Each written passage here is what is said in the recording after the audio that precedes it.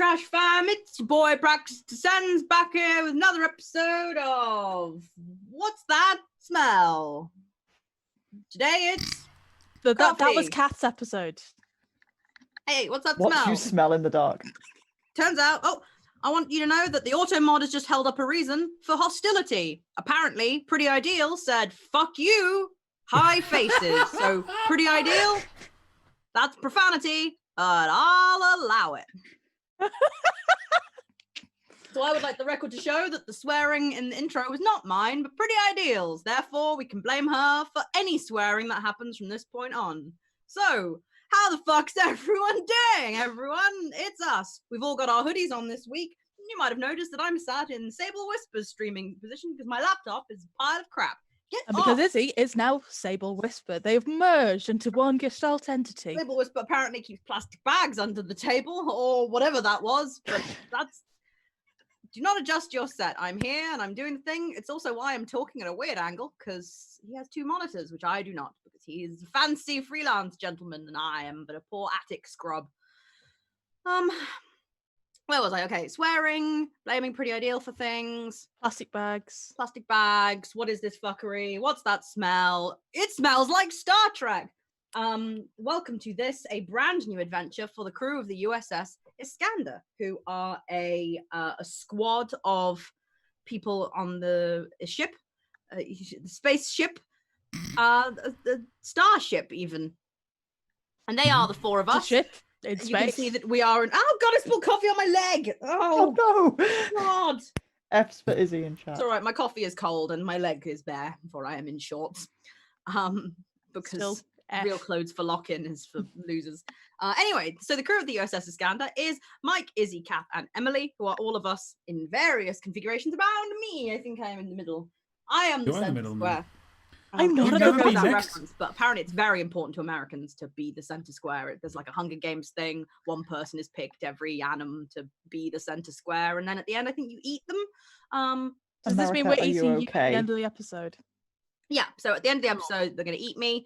And that's, I've had a good innings. So aside from that, today is an exciting day. I mean, they're all exciting days, really. Every day is a gift, a time to appreciate life. But today is the day that we appreciate Emily, who is our GM for today. Not only is this her first time in the Storyteller's Cube. Comfy. It's a comfortable cube. The USS Iskandar, but this is their first time in the GM seat in general, which is pretty fuck damn exciting. Pretty ideal. How could you make me swear like that? I'll say it again. Fuck damn exciting.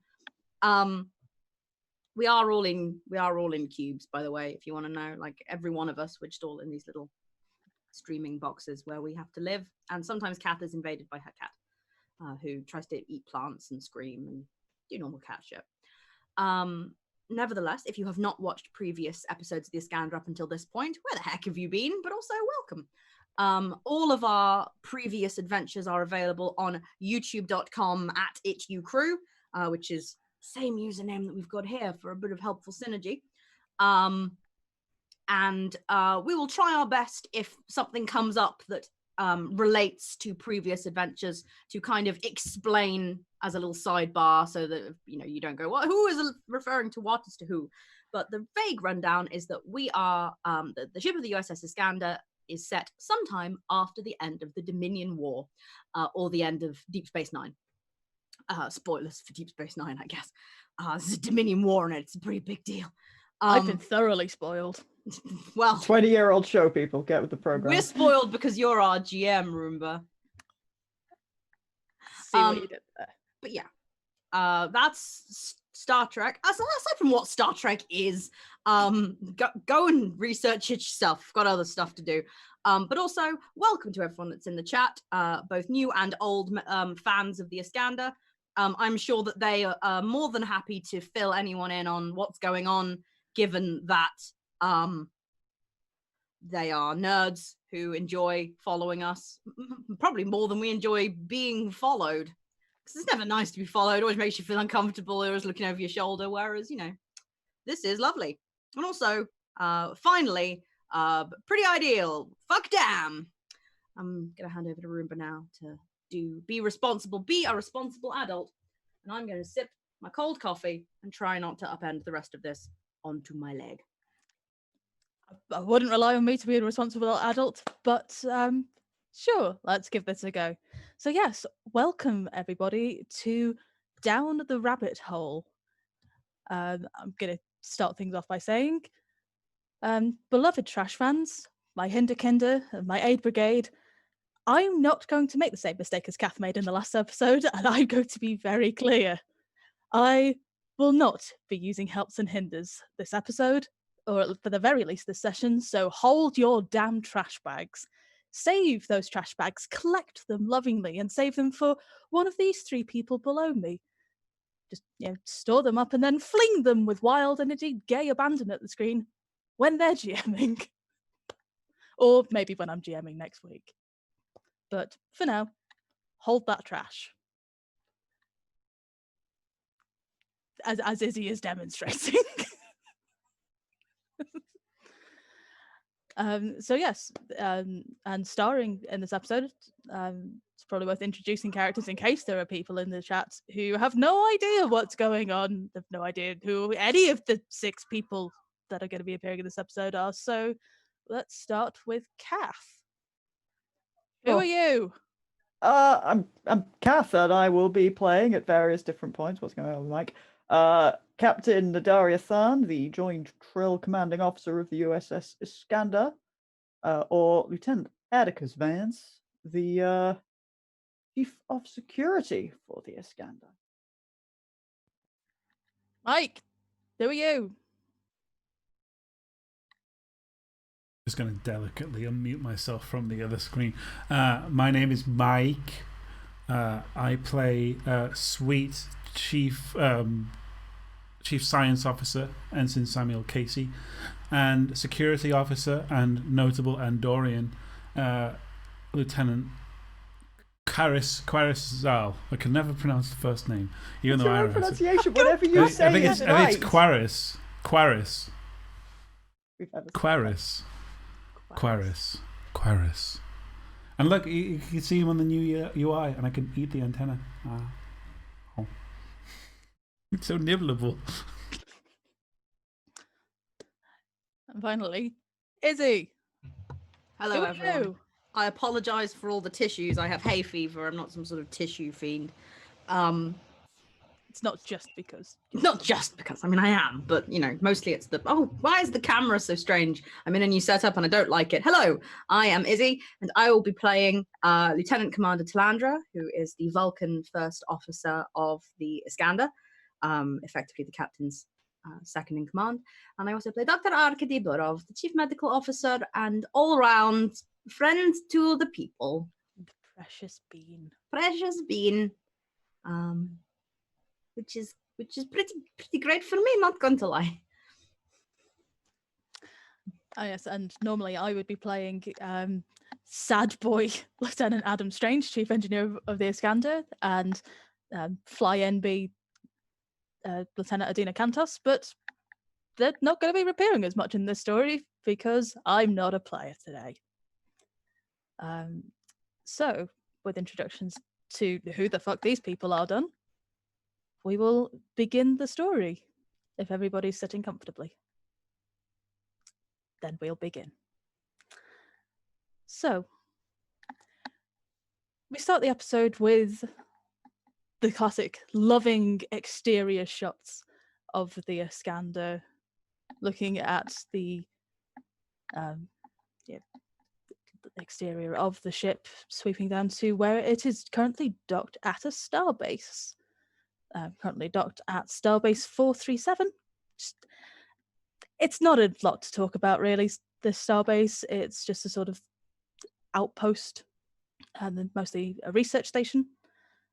And mainly the reason that the Iskandar is docked here is because it was the nearest starbase where they could drop off Lieutenant Strange. It has been about a week since the events of What You Are in the Dark from that lovely little trauma holiday.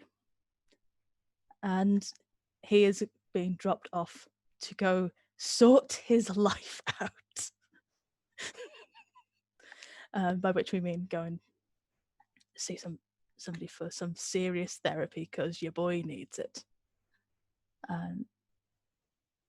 So, he's being dropped off. Is anybody there for that scene, or is he just being turfed out the ship? Vance will definitely make sure he's there to say goodbye. But how Vance is handling this is probably very dependent upon what one Samuel Casey is doing.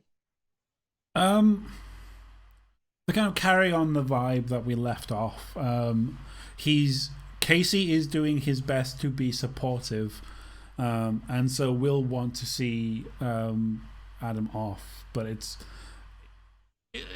still conducted as Samuel Casey would conduct something. So there's an ever-present air of awkwardness, the kind of thing that having, I don't know, an older male rail role model to help me understand how to convey feelings would be very useful for. Neat. Oh, well, unless Vance is stepping in to be that role model, don't think. So that scene's probably fairly short, and yeah, Burov will have handed over the files, and probably knowing Burov, given Adam a big hug and gone, "You'll have a great time, Adam. It's not that scary." Thanks, Arkady, and thank you for the suggestion. I guess we'll see how much it helps, and he'll shift his bag on his shoulder a bit. Look, probably mostly at his own shoes. Vance will kind of. Vance is good enough to know what a companionable clap on the shoulder is, as opposed to doing that manly bullshit. Right, well, have a good time. Remember that it's actually a place and a chance for you to just think about you for a bit. I know it's real difficult to switch around to that, but you're allowed. That's the point. I know, difficult to do, but take your time. We'll be here when you get back. Yeah, thanks. And Adam will turn to Sam, who's presumably also here. Yes.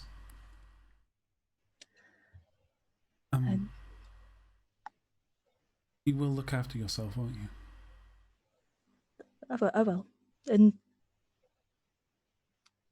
look after yourself as well, Sam. Okay. And he'll kind of very slightly move his hand forward as to kind of indicate if he wants to take your hand, but not actually reaching for you, letting you make. He does.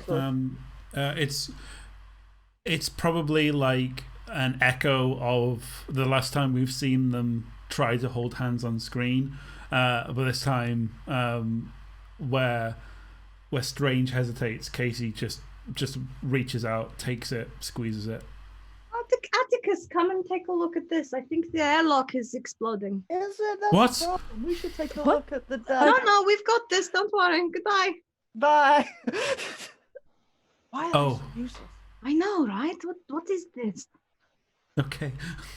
Okay. I thought they were leaving us alone, but apparently they continue to drag us within earshot. So that's cool. That's something we get to have. It's a ruse. Yes, I see. Cunning ruse there. Very good cunning. work. Yes. Hasn't Zor put more pressure on this as a moment?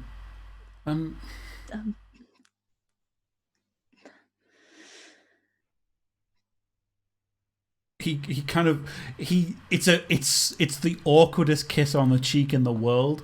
Almost like he's very afraid of it needs to go quickly because they'll come back, and also it's a lot of pressure. But it's a very quick dip in, kiss, pull away, look somewhere else entirely. Yeah, Strange is he doesn't know where to look, because on the one hand you've got Burov and Vance have happened over there and are very pointedly looking at a clearly fine airlock. Like, there's obviously They've nothing left. wrong with They've it. just gone to the next room to be like, airlock. And Adam will just kind of readjust his bag over his shoulder. Go, well, I guess I'll see you in a few weeks. See you in a few weeks. And don't forget to write. If you want to write. Of course. I won't forget. Don't worry. I'll let you know as soon as I get there. Okay. And he will leave.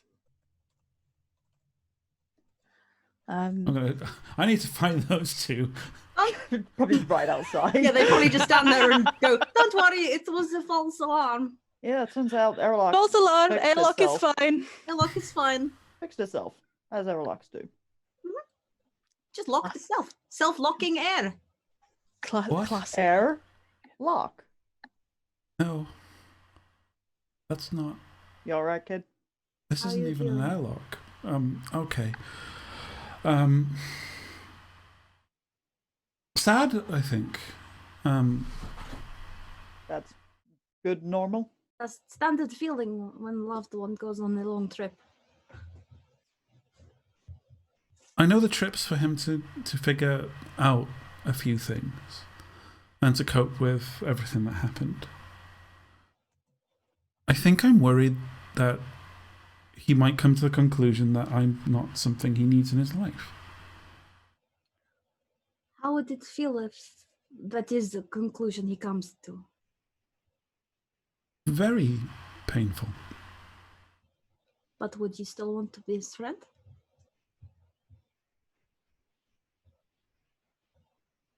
I can't imagine a life without him in some capacity, so yes. Well, then I am very confident, Ensign, that whatever Lieutenant Strange decides, that you will support him. I mean, also, don't, borrow trouble. Like, yeah, he's got some things to sort out. However, my experiences would suggest it's important to have a structure outside of and beyond yourself when you're trying to go through something. Yeah, maybe he'll reach all kinds of soul searching and you can't control that. But you can control just carrying on being who you are, and that's someone who'll be there to support him, which is really the important thing. Thank you. And trust me, Casey, you can have far worse breakups. Breaking up because your boyfriend decides that he needs to work on his own mental health is much better than your boyfriend stealing your ship and leaving you abandoned on a space station in the middle of holiday. Wow, I just once never got called back by a few girls at the academy. Oh yeah, that's bad too. I've never had a breakup, so they sound awful. Yeah, they are. They're no fun. Sometimes they're fun in a sort of just one more for the road, we had a good run kind of way, but When he writes to you, you are not allowed to reach a conclusion that he is secretly decided he's already going to get rid of you, hasn't told you yet, and freak out about it without talking to anyone else. I will Oh. report to you when this feeling happens. don't say when, say if. If and when this feeling happens. No, it's Alright. okay when this feeling happens. It's all right. We'll form a committee. I actually have a lot of experience with this as well. So Okay. Thank you. Your support means a lot. right, well, we better get back to actually doing our jobs. Yes. This is my day off. I only came for fun. Oh, Look, I've got a plan. Also, Winston, don't think that you're going to get away with missing any more of the training routines. By the way, do you Uh-huh. have any more maintenance to do down the Jeffries tubes? no, no, I think I'm fine. I don't think I need to go into a Jeffries tube today. Right, okay, you just let me know when your maintenance shift next comes up. Anywhere near astrometrics. Astrometrics, you say? Maybe, or somewhere else. You know what? That feels like a fun thing for you two. And I have to go and be important, Doctor. Right, just let me know your schedule. Oh, no, wait, I can look it up. I'm Chief of Security. And I leave. They stopped being supportive. No, This became hell. that's the thing, Casey. It's always supportive. Come on. Okay. He just staggers after Arcady, looking bewildered, a little afraid. And so he should be. Lieutenant Zal, get down Jeffries to B. Zal! So we cut to half an hour later, and Casey's just been no. Yeah, so you'll be on Starbase 437 for about another day or so, because as well as dropping Strange off, you'll be picking up supplies. Say it's mostly a research station. They do a lot of astrophysics research here, so yeah, not a huge amount by way of dive bars and Klingon opera and other entertainments for people to get involved in. But if anybody does want any scenes, while we're still docked with the Starbase, you're more than welcome to. If you want to go and be nosy or cause drama with yourselves. On the opposite of causing drama and being nosy, Athan is probably not necessarily secretly, but she is basically taking on a lot of the everyday, well, actually probably any of the additional work that needs doing, and will have been delegating an awful lot of the mundane stuff to Kantos. So Talandra is basically getting a light gift load. Not nothing, and there's definitely always stuff I'd expect that an EXO can add onto their plate, because EXO, which Talandra won't be stopped from doing. You haven't noticed her being any less busy, which is probably suspicious. Yeah. Basically, Athan will have left space for Talandra to be less busy without going, nope! Because... Yeah, you're never In a going to way, tell a Vulcan EXO to not be busy. In a way, she might be spending more time in her office. Okay. Well, for the moment, especially as there is work to do, the moment Athan will just keep on taking stuff off her plate. And also, congratulations, Kantos, your bureaucracy training is going on. They are visibly thrilled by the prospect of paperwork. What Visibly happens when you're getting mentored for future command? thrilled at having to do paperwork. Like they will probably at some point be complaining to Arcady about the amount of paperwork that they weren't expecting this to be what captaincy and command stuff involved. Adina, I have to do paperwork for every patient I see. Yeah, but that's for patients. I mean, there's Oh, yeah. paperwork for That's for one individual with that one individual sickness problem, not the whole ship that might blow up at any moment, as far as we know. not for every single tiny little mundane thing, though. Oh, but every single tiny little mundane thing can stack up into one great big ship event. One tiny twitch of your arm when flying the ship, and you could fly us into the heart of a star. Probably. I have no idea how you actually fly the ship. Is it like a kind of wheel?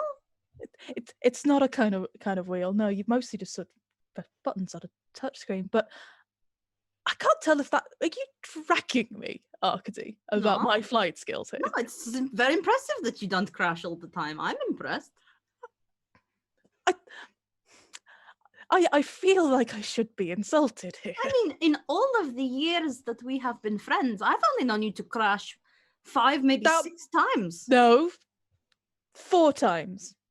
It was only the 4. We established that one of those was not a crash, it was a landing. It was a rough landing. Very bumpy, noisy landing where bits came off the ship. It was a landing, though. We established this. We landed. We both survived. I just don't think so. I've been a doctor for a while, and I don't think if you can walk away from it, it wasn't a crash is a rule that I've ever heard. Remind me, Arcady, where did you learn to be a pilot? Oh, no, that's true. The only piloting I know is what you've told me. There you go, see? And you are a very good pilot, which means you wouldn't steer me wrong. Exactly. Exactly, Arcady. And I can tell you with complete confidence that what they teach you at the academy is that if you walk away from it, it won't a crash. Okay. I trust you, Adina. Well, Rosie? Oh, yes. But none for you. You have important paperwork to do. Fine.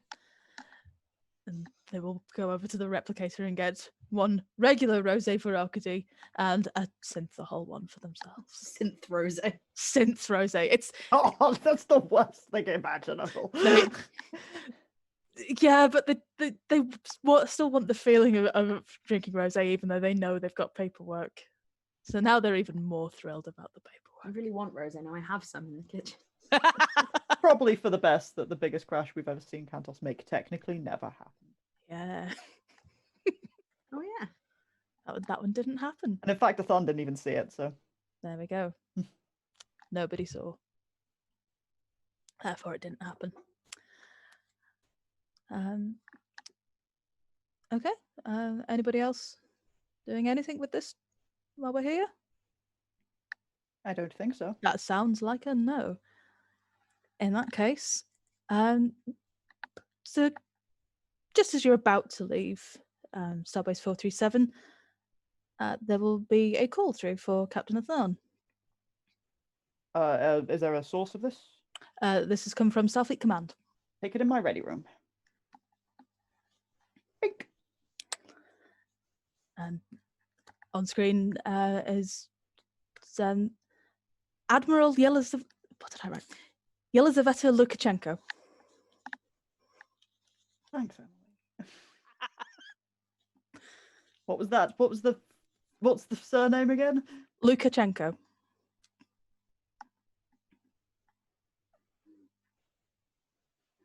Admiral, what can I do for you? Captain Athon, how are things going on the Iskandar? Very well. We've just taken on additional supplies at Starbase 437. I think we should be ready to depart fairly soon. Jolly good, jolly good. How are things in your engineering division? I hear there's been a bit of a spot of bother between Lieutenant your ensigns and your Strange? chief as well. Lieutenant Strange is on medical leave for a period of time, and Ensign Alders, I'm assuming that if you've read the file, I have, yes. I won't deny things are probably a little tight down in the engineering department under the circumstances, but Lieutenant Strange runs a good crew, and I'm confident in their capability of keeping everything running shipshape for whatever comes next. Good, good. Well, I'm very glad to hear that. I've every confidence you'll manage to keep things running smoothly. Yes, thank you, Admiral. So, reason I'm calling is we've got a little task that's come up, and we've rather thought it might be up the Iskandar Street.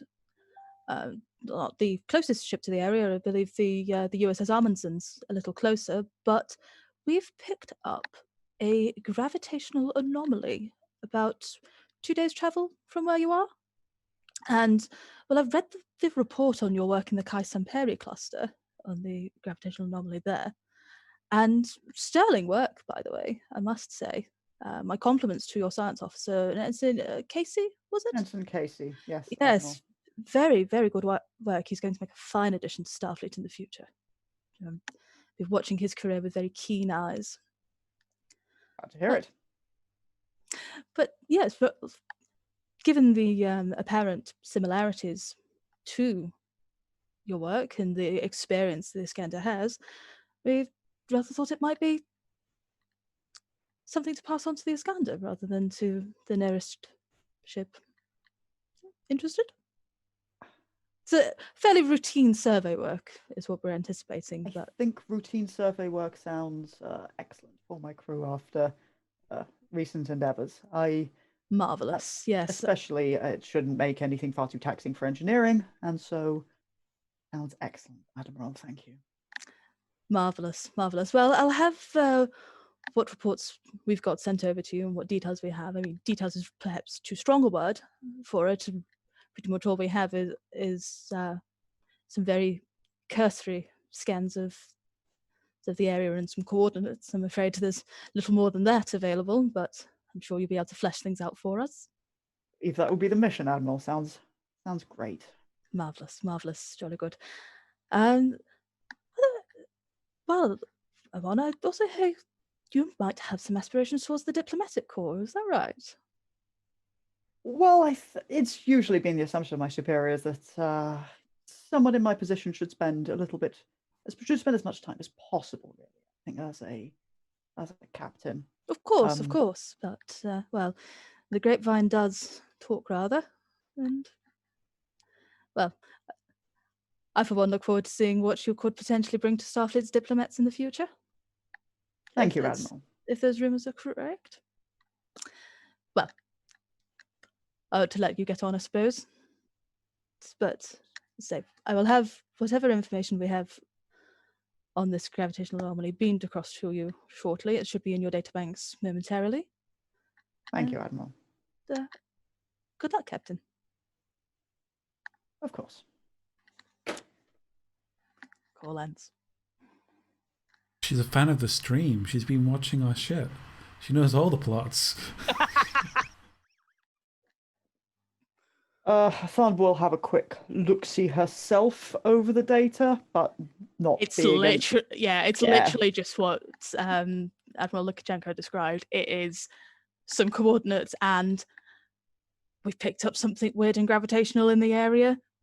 We're not quite sure what it is. Probably send us it's very, very long range scans of the area. makes There's sense. And we're a science fuck ship. all by way of info. So go send a science ship, and one that's got some experience of being curious at gravitational things. Neat. I love this. Assume we can be gone like within a day. Yep. Yep. Okay. Yeah. Hassan will send out the alert, essentially going, we have new orders. This is our destination. We're leaving at 0900 tomorrow standard time. Mhm. Make ready. Finish up your Yep. shore Everybody leave. will Yeah. get finished with their shore leave, Mm-hmm. and you can be on your merry way. Mm-hmm. About a day.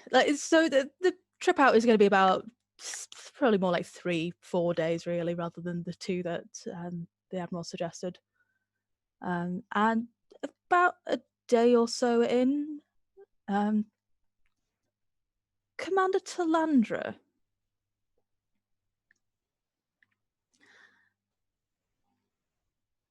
Izzy, you there? Yes, I said yes. Oh, don't think we Ah. heard you. We didn't hear you. Right. Sorry, anymore. Yes. Yes. So it's evening time, and you'll be presumably in your quarters if it's late evening. Yeah, quarters. And there is a bing of a message arriving for you. I will put down the work I was doing, lean over, and put the message on screen. And it is a letter from Gul Elrad.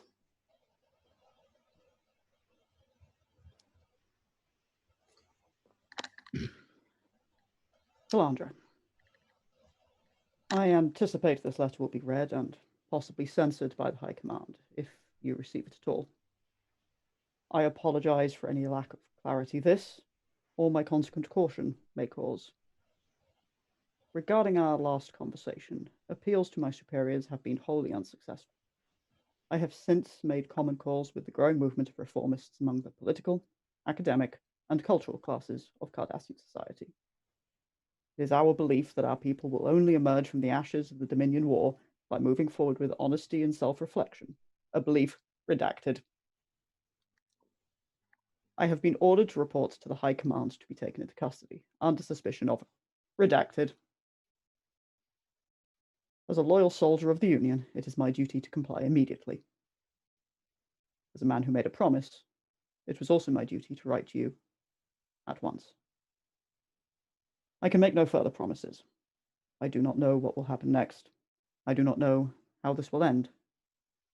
I can assure you I do not regret my actions. Your principles, your engagement, and your support when we last met, and over the months before, have helped me stay the course when it would be easy to give in. I am aware of the painful irony that this may separate me from you forever. Cardassians may not have the monopoly on duty, but we are very good at it. I include one final book, and apologize if you have not finished my previous. For the Union is considered one of the greatest pieces of Cardassian romantic literature ever written. It seemed a more appropriate response to your last recommendation. Perhaps we will never speak again. Perhaps this is the last you will ever hear from me. Know you are in my thoughts often, and that I value beyond measure our fleeting time together. I ask only that through your memory of me you see, as I do, that which is best of my people, and what they may rise to become. No, that is duty talking, and you deserve better. I ask instead that when you feel alone, you remember me as a comfort, and not another loss. I would not add to your burdens. It has been an honor to know you. Live long and prosper, with all of my regard and affection. Yours faithfully, Kalev.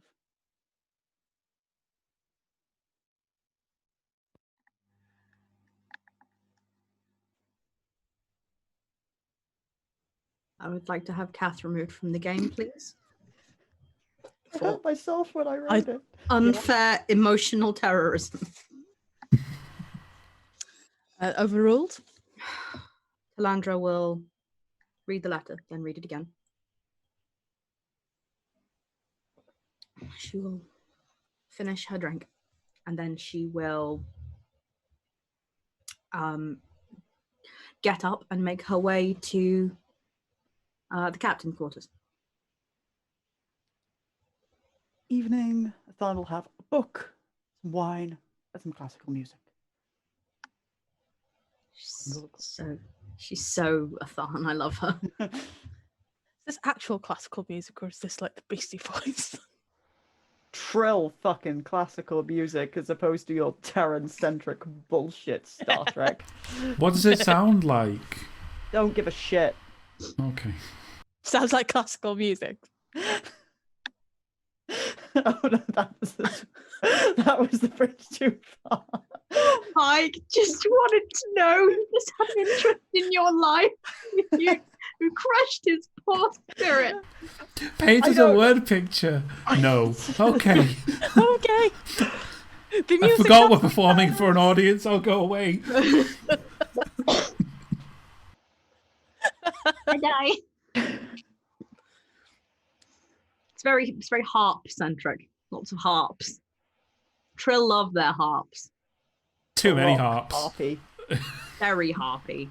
That arguably too harpy. Intensely harpy. As far as the Trill are concerned, you can never have too many harps in your classical music song. Also, that was my retaliation to you calling me a smug motherfucker, so. I didn't do that in front of people. Yes, wine. Harpy music.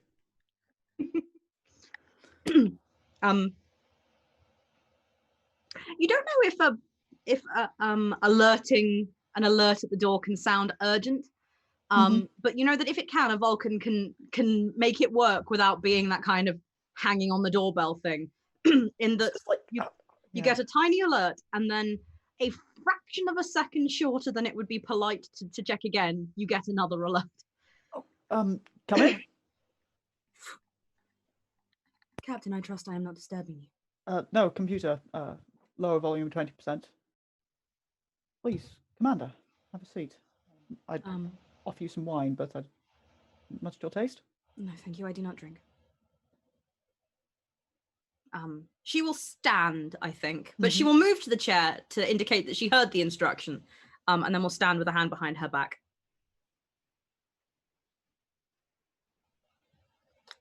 I received a letter from Gul Alrad, although likely Gul Alrad no longer. He wrote to tell me that he has been arrested. Many details in his letter have been redacted by his government. That is unfortunately not that Rising. Do we know for what he's been arrested? I think we can safely assume, though we have no solid facts to go on. I will start to work through channels, try to find out what I can. It is appreciated, Captain. I have not your connections. And then I'll see about doing what I can. I have spent the last few weeks investigating the intricacies of the Cardassian legal system should it become useful.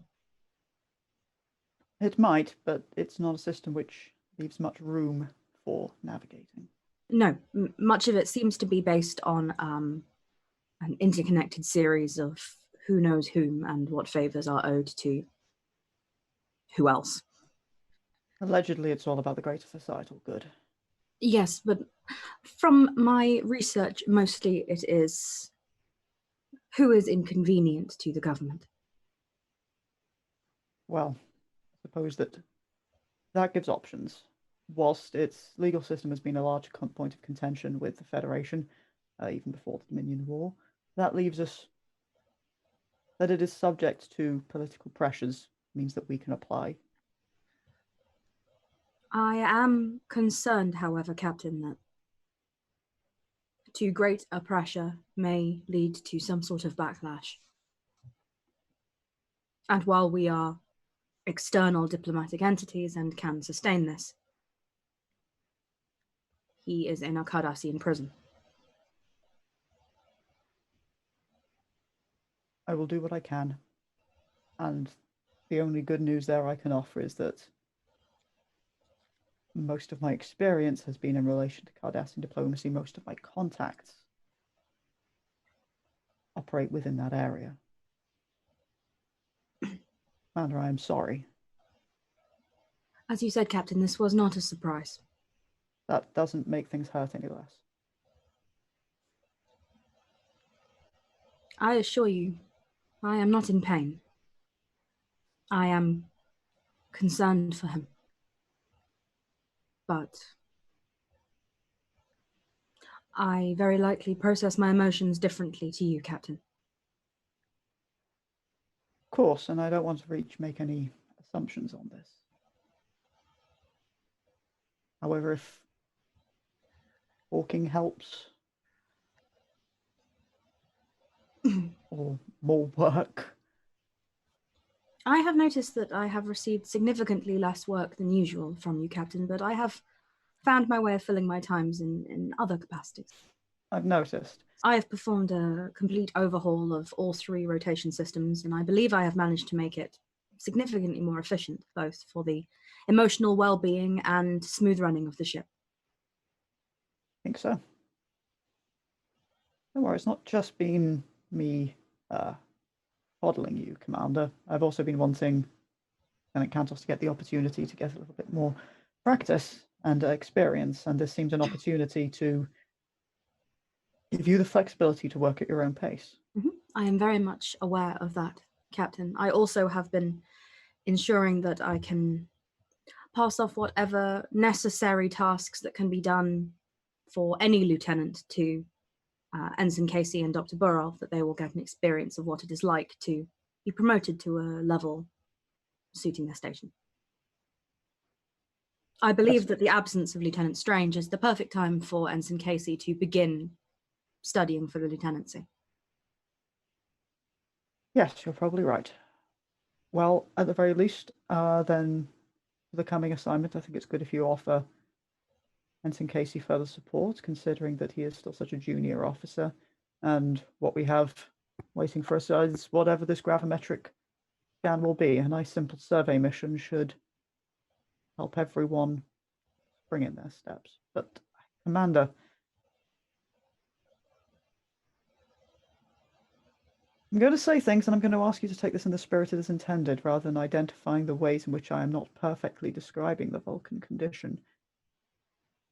You need to take care of yourself, and I will do whatever I can to help in that.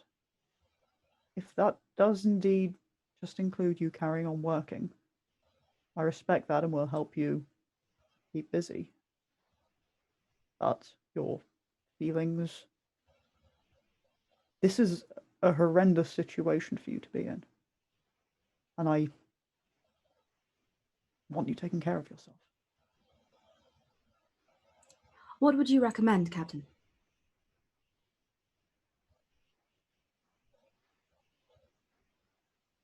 If it were you in my position.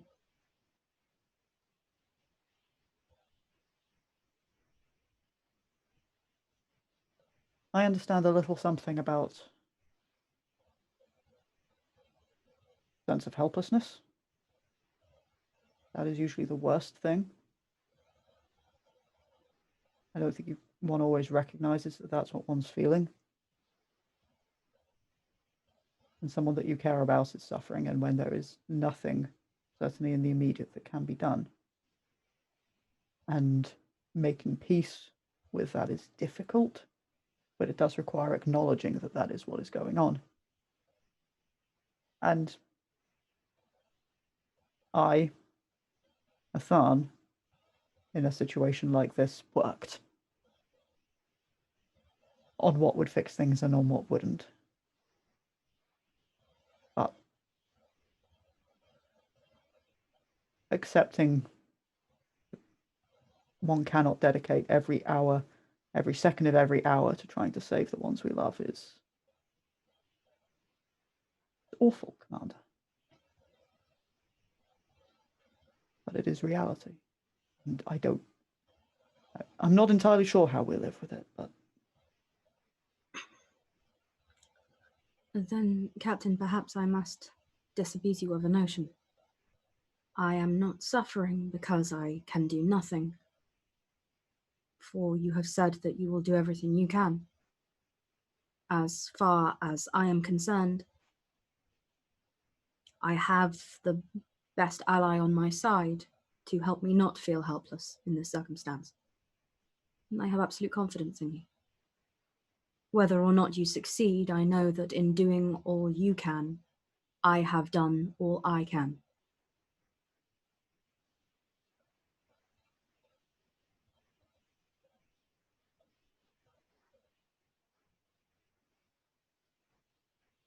Then the only other thing I can advise, and again, is if it were me, it's to not cut yourself off, Commander. Do you believe that I have been antisocial lately, Captain? I don't think so, and certainly not. It's only been a week. Taking a little time for oneself is a thing which sometimes we need to do. But it can be tempting when we throw ourselves into work so that we don't have to feel or process what's going on. And sometimes being with the ones that we care about when other ones that we care about is sometimes worse. It's like picking at a wound.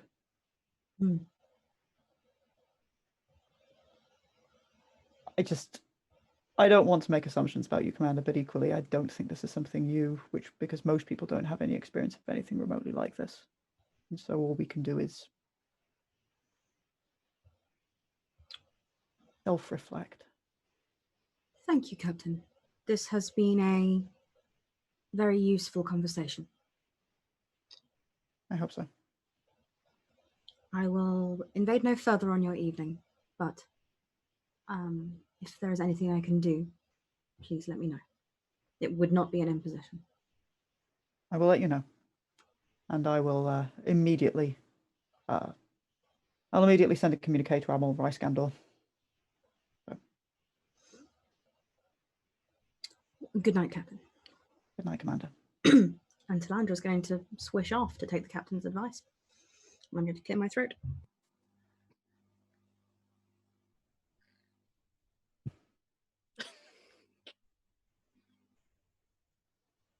And yes, Athan goes to work on messages, etc., down the grapevine to communicate with off-screen elements. It's time to be busy. Off-screen admirals who are not the ridiculously posh one from earlier. Look at So Denko. posh. Yes. And Talandra is going to go off to find someone because she is taking the captain's advice. Okay. Anybody in particular, or should just wandering the corridor. No, it's just Right, you Ensign, come here. Ensign, Talk here. to me, Commander. How are you feeling? Fine. No, we follow her sort of striding down from this section of the sort of officers' quarters down to the turbo lift down to another bit, and then she walks out and you see her stopping outside of someone's door, and she will press the intercom. Lieutenant Zal, are you home? Yeah, 1 second. And the door will open. Zal's habitat is very Andorian in aesthetic. However, there is one. Well, it's for one, it's cold. For two, it's quite Spartan. There are a couple of ceremonial blades. Ascetic, not aesthetic. I thought you were like, know. it's so Tumblr chic. Hashtag Interesting Andorian bullshit. cool. A couple of ceremonial blades. A fairly comfortable, like, single form couch that surrounds a table / hollow projector viewer type thing, of which there is a Earth basketball game paused, because that's how he do. Hey. I trust I'm not interrupting the sport. No, come on in. She will step in and will say, computer, raise temperature 5 degrees, lower humidity. If I'd have known you were coming, I would have done that sooner. I know. I wondered if you wanted to engage in some sort of communal sporting activity. I could. What are you thinking? I wasn't. I was thinking climbing, but I don't want to climb today. Maybe that fighting with the sticks or something else. I don't mind. I have been instructed that I need to not be antisocial, and I am aware that we have not spent some time together socially for some weeks. Yeah. In that case, my thinking is probably boxing, but I'm always going to go boxing. Yes. You can always be a bit more social with boxing. I would be concerned about causing you significant harm, but I welcome the opportunity. It hasn't happened yet. very well. I'm goading you, by the way. I'm aware. Is it working? Of course not. Okay. One day it will. I am certain that that is not true. However, I have been proved wrong in the past. Especially considering I wished to talk to you about a matter of personal, emotional distress. But we can talk more over the boxing. Yeah. If it's personal emotional distress, it's boxing. I follow your expertise. I imagine we cut to holodeck. They're in it's the Andorian boxing, of which I do not have the name written down, but it is the one that Zal partakes in the most. They are in some kind of fancy pseudo lycra sports uniforms. I think it's pretty obvious, like when we cut to them training, they're both fairly old hats at like sparring with each other. All the tropes, all the sparring conversation thing. Yeah. So I imagine any time we are not speaking, we are being replaced by stuntmen in a distant shot and then cut closer. Yeah, the conversations all happen in close up, and then any of the actual sparring, except for the odd jab at each other's faces, happens from a distance. And depending on those are all in wide shots. Depending on how combative this gets, the boxing becomes a metaphor. Oh yeah, the what I have in my head here for how this goes is that the ebb and flow of the sparring match mirrors the ebb and flow of the conversation here, because that's how this sort of thing do when you're applying all the tropes. So what's this emotional distress? I hope you will not think me too forward in that I am aware that over the years being separated from your spouses has caused you no insignificant amount of pain. That is true. But I also know that you have always been very prone to pain and emotional outbursts. That is also true. Yet I am neither prone to pain nor accustomed to dealing with the effects of distress. I thought you were Especially about to say regarding- prone to pain and married. Pain does not, it's not a natural part of marriage. I assumed not, and yet your propensity for encouraging pain is occasionally borderline masochistic. Yeah. If that is not akin to marriage or to the nature of Andorian society, then I must conclude, Karis, that it is you. It can be both. Yet I seek to bring no pain upon myself and deliver no pain to others. Yet I find that I am trapped.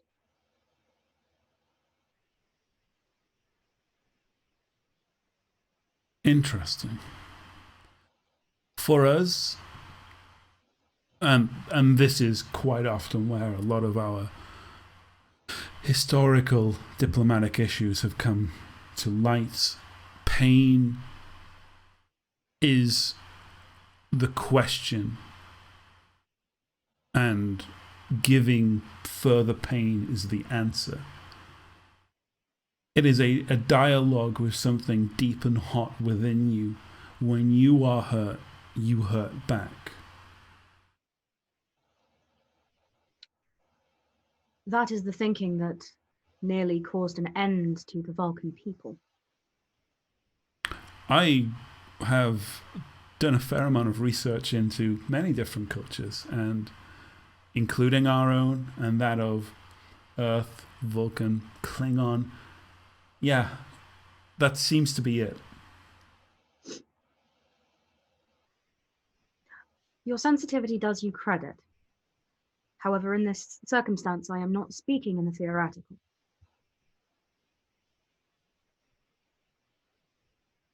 You're in pain. I do not think it is pain, but I am certainly not content.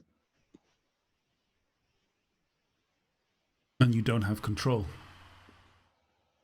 I would not describe myself as without control. And Are you yet in I con- think I am concerned. Who for? There is a person. Person. Yes, Talandra, I've known you since the academy. We've never had an instance where for you there has been a person. I had other priorities at the time and was intended in marriage. Mm-hmm. That clearly never went the way that was intended. So I did not make time for persons. And now there is a person. Yes. Or People? no, Okay. I had barely enough time for multiple persons over the space of decades. If it were multiple people now, I should be very busy indeed. I am not you, Karis. Fair.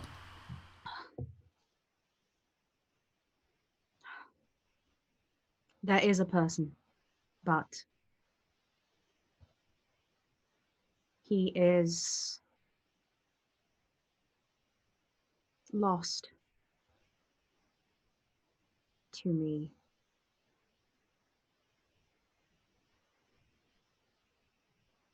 It's very poetic. Vulcan. Vulcan poetry is some of the most nuanced. How is he lost to you? Can we go and find him? No.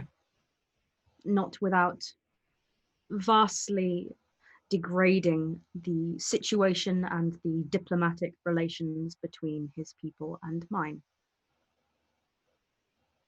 He has been imprisoned by his government.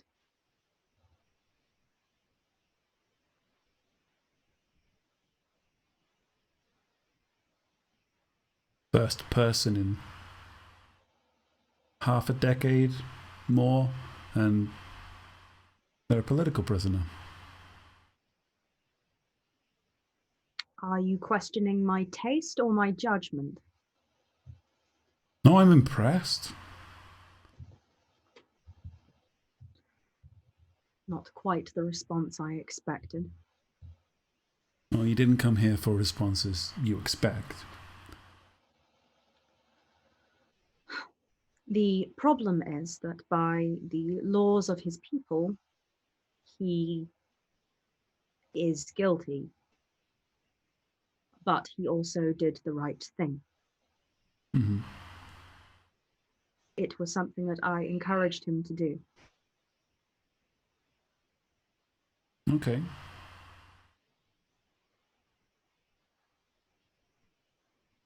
When you say encourage him to do, did he want to do it, or did you coerce him? He was inclined to do it. Good. Good start. We can work with that.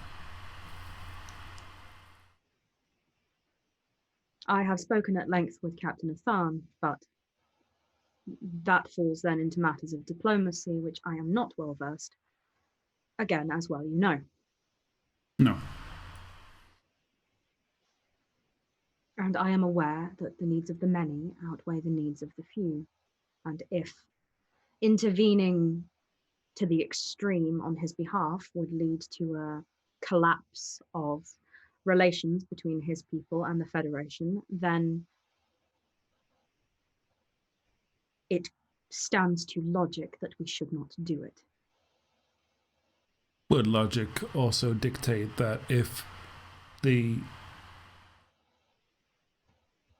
extraditing one person leads to a full breakdown of diplomacy, then maybe logically that was meant to break down. Maybe it was never strong enough to stand on its own. Things do not become stronger just by leaving them alone.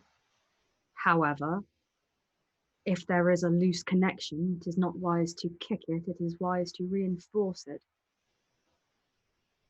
Are you the only one doing the reinforcing?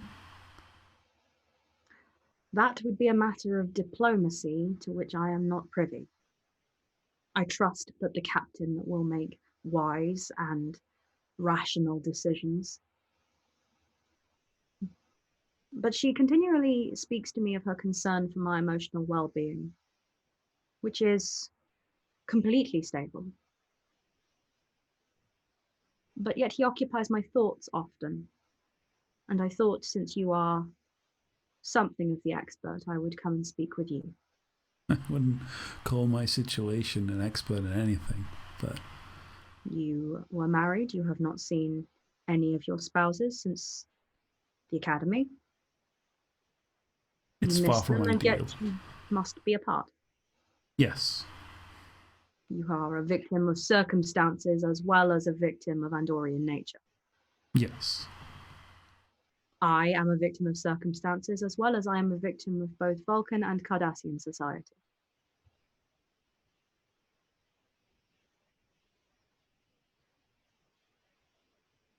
I'm no less Andorian, and I'm no less who I am for the decisions that we have had to make. And even though what I am is what has pushed this family apart, I can still be at peace with myself. In the same way that you are stable. You are no less Vulcan because of what has happened. But that occupation of the thought is very natural. I have to perform my duties. I am part of the security core of this ship. There isn't a day that goes by of which I am not in some meeting or some briefing or some duty to perform. And there isn't a day go by, even passingly, even quietly, just a moment, a flicker, a thought, that I'm not thinking of them. It's not all the time. It's not persistent. It can hurt. But the important step to undertake when there is such an occupation of the thoughts isn't to shrug it away as something that you don't need, but to address what that feeling demands of you. Because ultimately these things come from the interconnective tissue of the self, from the soul and the spirit to the being. And to deny the language of one is to not be true to yourself.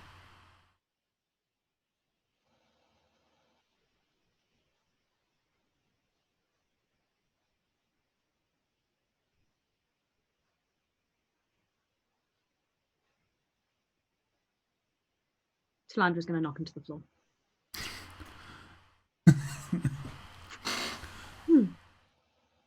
Huh.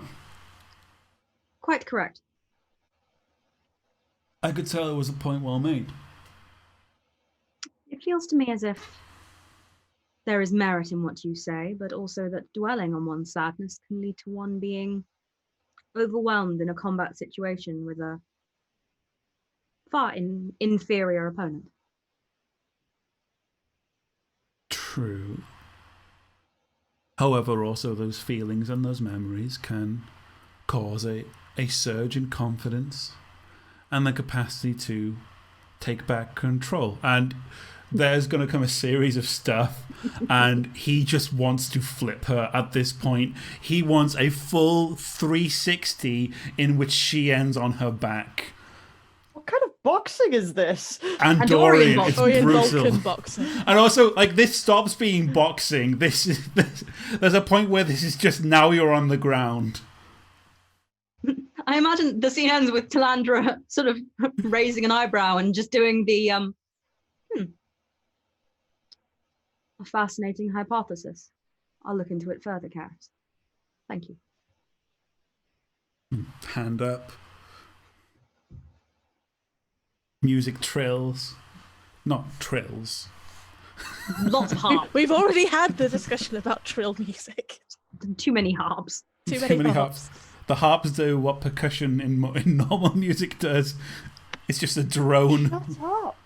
Okay, sorry. Didn't mean to insult your music. Jeez. Or your cat. But thank you for letting me self-indulge my sad Talandra instincts, Emily. Oh, brother, this is everything I wanted and more. So we now cut to the next day. It's early mid-morning, let's say. You're still in flight, probably now about a day or so out from the coordinates that Admiral Lukashenko gave you. Who's on the bridge right now? Me. I've decided. You. both of you, Kath? Why not? Cool. Both of you are on the bridge. Talandra. Just one of me's on the bridge. Just one of you. So just Talandra. Sad boy. Sad boy. Yeah. Zal's in the ducts, so. Zal's in the ducts waiting to leap out at Casey when he's next in the astrometrics lab. Anytime you can't see Zal, he is in a duct somewhere. It's true. It's true facts about Zarv. In the full-on white Right vest. behind you, right now.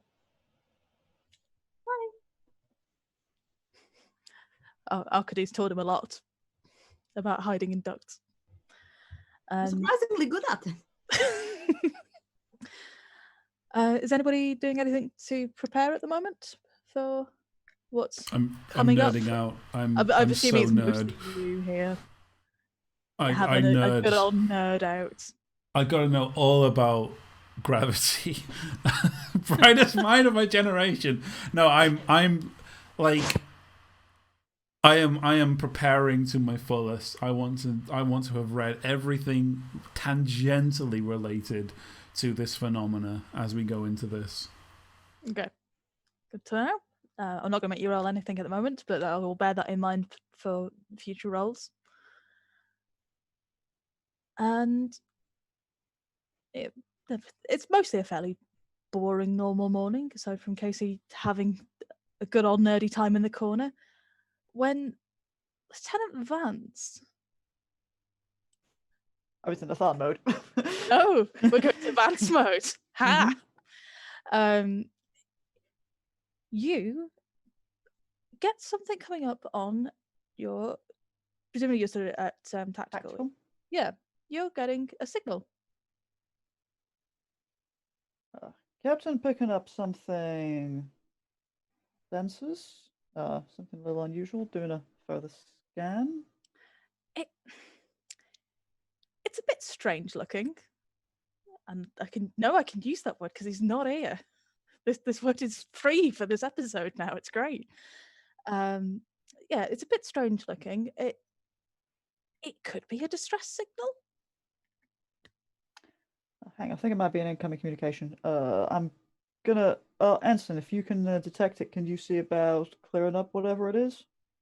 Yes, Captain. He doesn't say that. Yes, Lieutenant. Okay, so all you're able to get at the moment is just audio. Do you play it out?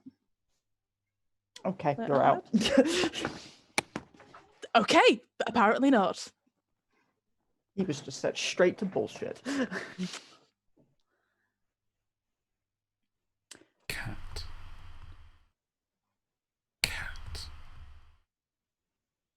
You're right there, Kath. I might sneeze. It's stuck at a perpetual tickle. Really annoying. Guess I'm not sneezing yet. Yeah. Play audio, Mr. Casey? I do so. And I will do so. So if I could ask everybody to mute yourselves in case we get feedback. Chat, scream at us if you can't hear anything, and we'll see if the technology works. And let's just make sure this isn't going to be too loud. You hear? Once this plays.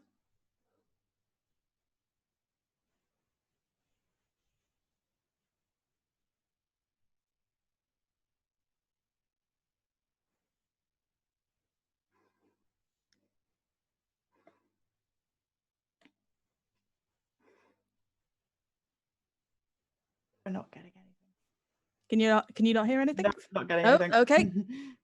Oh, I know what I've not done. I need to share my audio before I do that. Let's try that again. Now I'm sharing audio.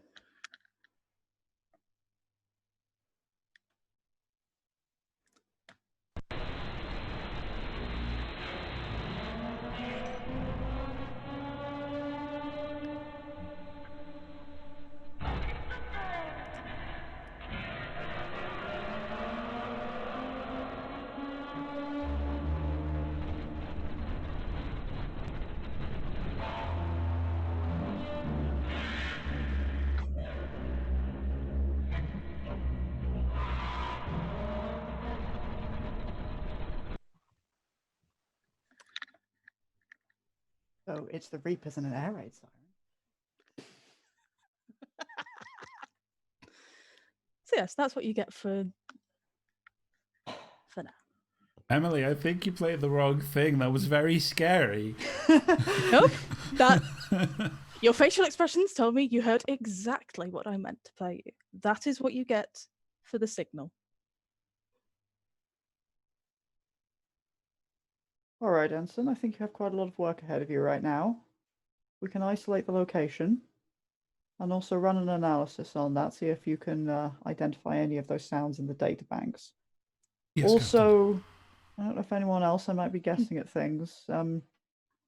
See about if you get anything, if you play it sped up, I thought, and especially if you isolate any of the sounds. I thought I caught, could have been a distorted word flow, but difficult to tell amongst that kind of thing. What's its heading? Is this on our way?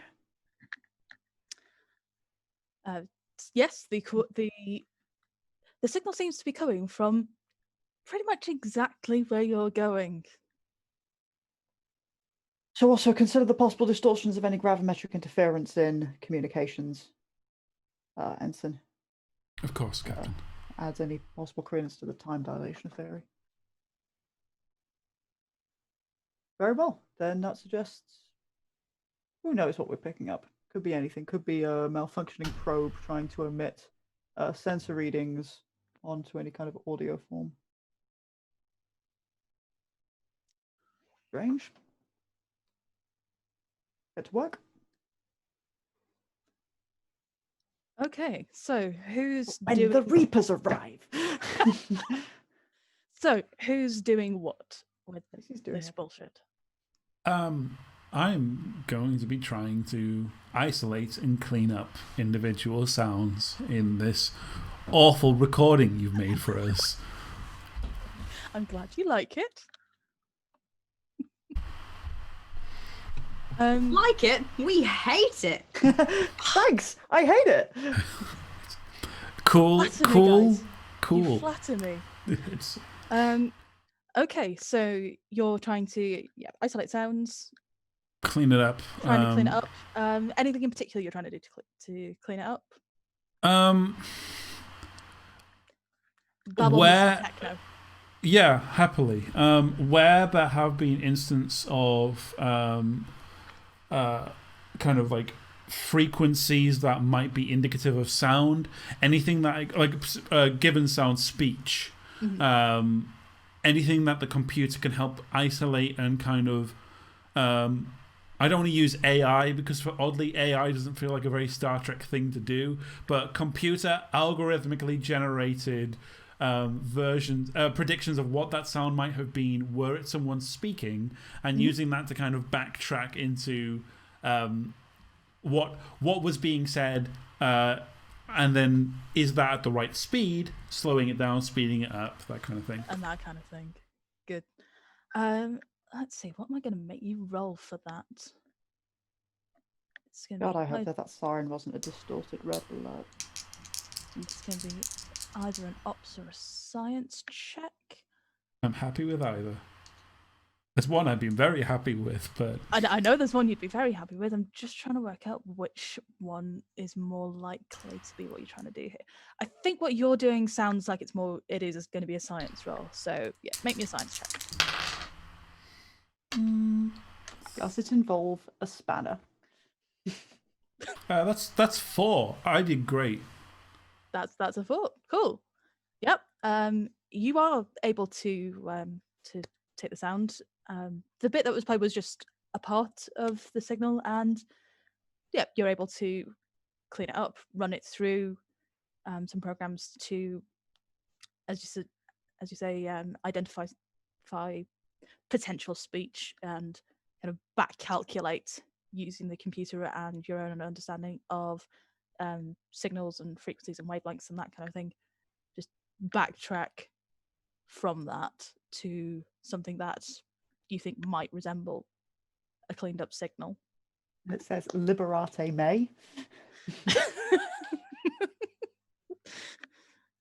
Yeah, not Liberate, Jute me. The keywords are X Inferis. Vance, are you doing anything, or is anybody else doing anything on this?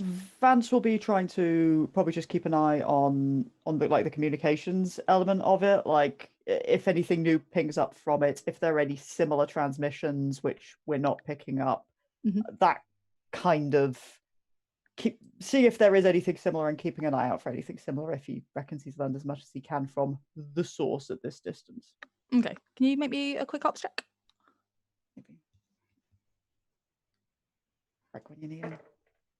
Ooh, that's a really good roll though. That is a +4, so that is a 5. Let's see. Yeah.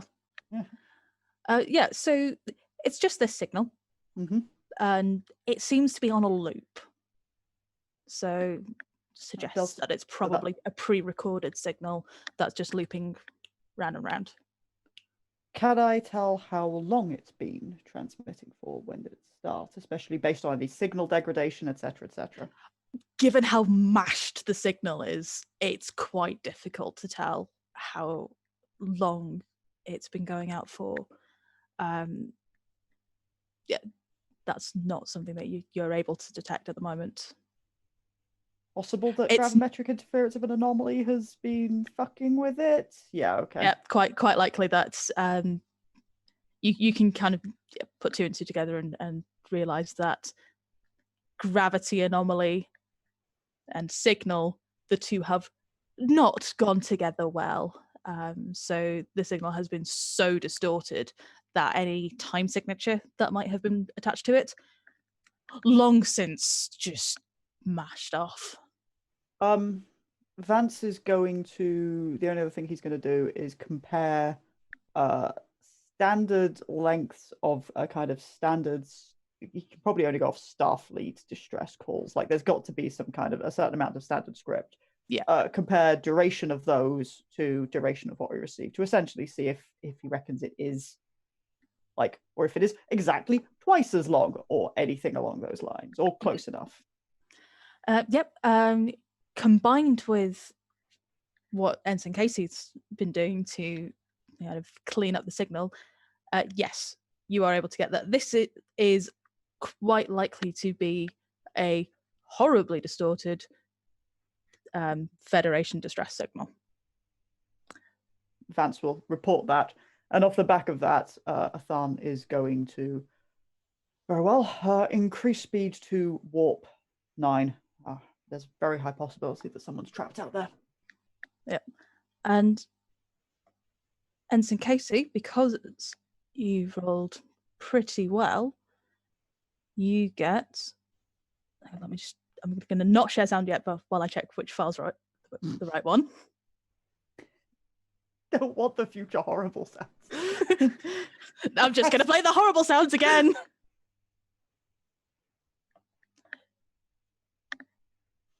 Yeah, given that you rolled a +4, which is pretty good, you get this version.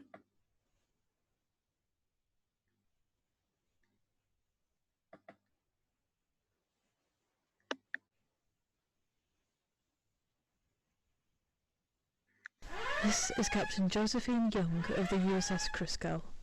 Any Federation ships, please respond immediately. We have been caught in an explosion of some kind and the ship has been severely damaged. We are still assessing the number of casualties, but at least 30 deceased crew members and many injured. Life support is still functioning, but we are adrift with no warp drive or impulse power. I repeat, this is Captain Josephine Young of the USS Iskandar. Any Federation ships, please respond immediately.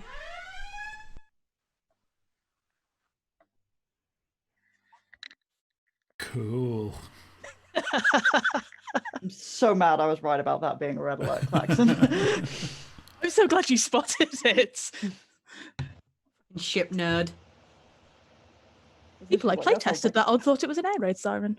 I thought it sounded like an air raid siren. But Yeah, it was turns very out Silent turns out when you Hill. slow down the Star Trek Red Alert. It sounds an awful lot like a World War II air raid I siren. think it's But- fortunate. I'm pretty sure I picked up on a word, what sounded like a word or a voice distorted. So I was like, "Oh shit, this is a time. It's going to be playing some Edith Piaf somewhere." I'm Oh no, Izzy's the sign maker now. on the So back yes, of this. That's the information you have on the ship, the name of the captain. I assume Casey has played. Yes, yeah. Cool. He will have announced that before playing it, rather than just going, now everyone can know I think this. I've cleared this up. No. He will, on the back of that, I will let like roleplay happen. But my next directive is, I'm going to try and figure out what would cause the distortion between those two things to get a sense of, if it is spatial distortion, how long would this have been transmitting through space for it to degrade? Particularly throwing in kind of any calculations I have on the gravitational anomaly that we're heading towards. Oh, how might that interfere? And just projections along those lines. So lots of science is happening on my screen. Yep. Cool. Computer. Oh, sorry. I'll let you run. No, carry on. Okay, computer, can you transmit to my pad all information on the USS Cristal and Captain Josephine Young? Yep. So I'm going to start with the information that Thorn gets. The USS Criscal is not a ship that's currently in service in Starfleet. Its last captain, or last known captain, was indeed Captain Josephine Young, but the ship was last recorded around about 80 years ago. What sail date are we on these days? 23. 79, so right at the end of... Right at the end of the 23rd century was when it was last around. And as far as anybody knows, it just fell off the face of the earth and has not been seen since. Big ship, little ship? It was quite a small ship. It was an old Bell class science vessel. Looks an awful lot like a Constitution class, but smaller. So it's got that kind of old school blocky Nice look sweepy to it. lines. The nice sweepy lines, exactly. It looks like an old original series Enterprise, but shrunk down.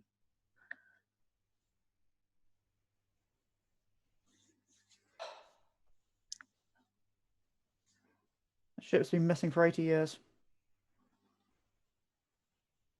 That actually helps what I'm working on enormously. This is why I did it this way around. Ensign, whenever we're on the approach, I want you to absolutely conduct as many sensor sweeps as you can. If this gravimetric distortion has anything to do with what happened to the Cristal, I don't want us to be caught in it. Yes, Captain. Let's not investigate and fall into the same trap. Or rabbit hole. See what you did there. I will begin an array of sweeps now, so that the moment we are exiting warp, we'll be able to commence. Grand. Anybody doing anything else before we crack on? Honestly, thought you were about to say before we crash. I was like, no. Well, What happened? Katos is flying. Kantos is flying. If you walk away from it, it won't crash, all right? No, we only have one nerd on this mission. So, like, Casey's got to do everything for, like, Team Jock and Sweet Burov. Mm-hmm. Yeah, nothing doing. Probably SR will take time to study the disappearance of the USS Criscal, but that's just like to make me feel really sad when we find out about like how horribly they died. Yeah. So yeah, you've probably even vaguely heard the story before. It's the kind of thing that gets passed around as a ghost story at the Academy of, the ships that went missing and were never seen again. Like, everybody collects those kind of horror stories. It's the equivalent of looking through the Wikipedia list of nuclear accidents and things like that late at night, which nerds do at various points. So somebody will have looked up lists of missing ships and spun it into a wild story. So you might not have heard it under that name. You might have had the same captain or a different captain in the same ship before. But the story sounds familiar. But yes, you can find out that the Criscal was a science vessel. It wasn't actually on a particular mission to the coordinates that you're headed to at the point of its disappearance, and nobody's quite sure where or when it disappeared. Vanished. Just vanished. Was it a long way away from here last known, or is it like, oh, yeah, I suppose that's the thing. It's in the area. Okay. So like, holy fuck, what is this doing? Yeah, here? it's not holy fuck. This was supposed to be 2 weeks travel that way. I suppose it's plausible that it could have been here. It's a couple of days out from where it was last recorded, but it's not unreasonable for the Criscal to be in the location that you're headed to. Cool. That's a Tharn's job. Tharn reads up on history and gets ready to have an emotional journey. Yeah. Cool. Actually, Vance will say something. Ensign, I don't know if it was just the sounds of everything that was going on, etc., but there was one noise in the cleared up recording, which sounded a bit more like a high-pitched kind of a ping. Can you isolate that? Play that back. I don't know if I was just imagining something. Okay, it sounded to me like a possibility of what could have been weapons fire. I will see what I can do. I'm not going to bother finding that point because I know the noise you mean, but I can't remember what point it is. That's fair, yeah. He will No go Foley for and this. find that ping and kind of run it through. Does it sound like a standard phaser rifle? Does it sound like a... Yeah, and adjust for era-specific weaponry now. Yes, of course. And run that through. Cool. I'm not going to make you roll for this. You're able to isolate that sound, and based on the full recording that you've got now, you're able to kind of more easily isolate what the sound is and work out how much of the sound is just static, and clear that off and take out the red alert noise in the background and things like that. It's just a cough. It's not phasers or anything like that. It's not weapons fire. Is it her? Is it someone else? It's hers. All right, let's go into this cough. Does it sound? Yep. Does it sound mucusy, phlegmy, bloody? Send it to Burrough. Yeah. Are you checking that yourself, or are you? No, I want. Yeah, I think it's right. We let Burov do some analysis of this cough. I'm gonna email it over to Burov. Oh, thank you. Just drop it in my Dropbox. I've got Tag my out of Burrow. office on. I'm actually busy today. Nope, weird signals for you. Dr. Borov, Casey has sent you this weird signal and asked you to look at this sound that's in it. Can you make me a medicine check? Just to make sure that you're not going to completely flub it, really. It's a very easy medicine check for you to make.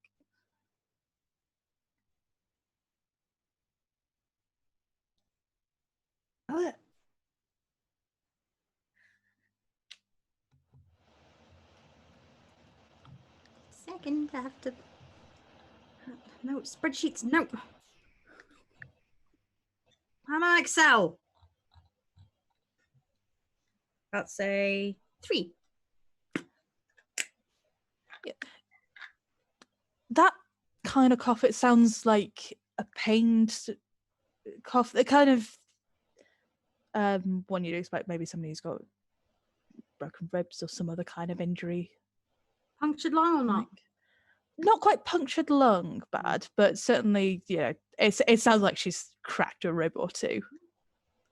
Oh, no, I guess Burov knows what that sounds like. Burov knows what that sounds like. Dr. Burov to Anson Casey. Casey here.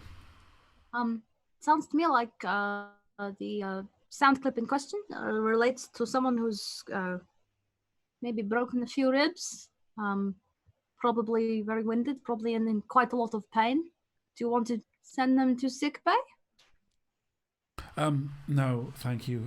That's an 80-year-old recording. I just needed you to Well, if analyze. they're 80, it's probably gotten a lot worse. Probably. Thank you, Doctor. No, you're welcome anytime. I possibly should have been a little bit more forward in why I was having that analysed. Context, Ensign. It's great. The whole of the bridge all glance at Casey like, Dick move, Cantos Casey. Cantos just kind of shakes their head and goes back to trying to fly the Iskandar up warp 9. I mean, we've learnt more. Yeah, although she mentioned obviously there had been some sort of explosion. It's that's the thing which is occurring to me. She says that there's an explosion. They've got enough time to isolate exactly, well, have a pretty clear count of how many are dead. The idea that there are significantly more injured, especially 30 people, ship that size, significant portion of the crew. But she's not sure about the nature of the explosion. That doesn't sound like something which necessarily happened immediately, really fast. Maybe, great sensor input, maybe it's just an estimate, maybe they lost an entire deck and she's able to say, yeah, 30 people. But sending that in that condition and not knowing the source of the explosion, that is even more highly concerning. A thought is going to lean back at that point. Whilst it's good for us to involve in this conjecture, I think there's a very high likelihood that we're going to find an 80-year-old wreck with regrettably a distress call that didn't make it out in all of this time. I want us to be cautious, but honestly, I'm more concerned about us falling prey to any of the same stellar phenomena that might have been the cause of their disaster, rather than worrying about there being an immediate threat.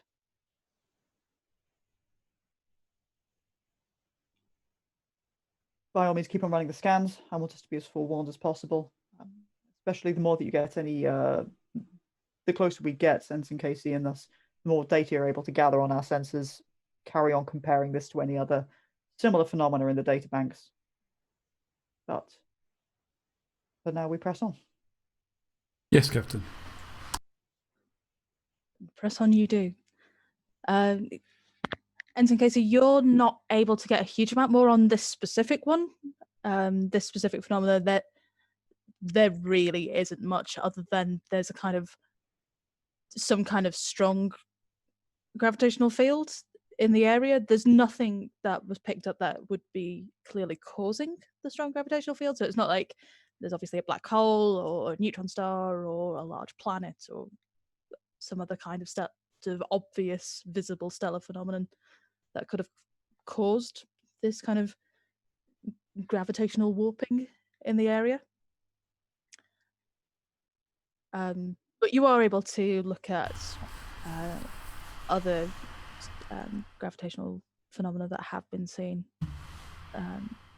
and get some information from those that you could use once you've had a proper look and go, it's like this.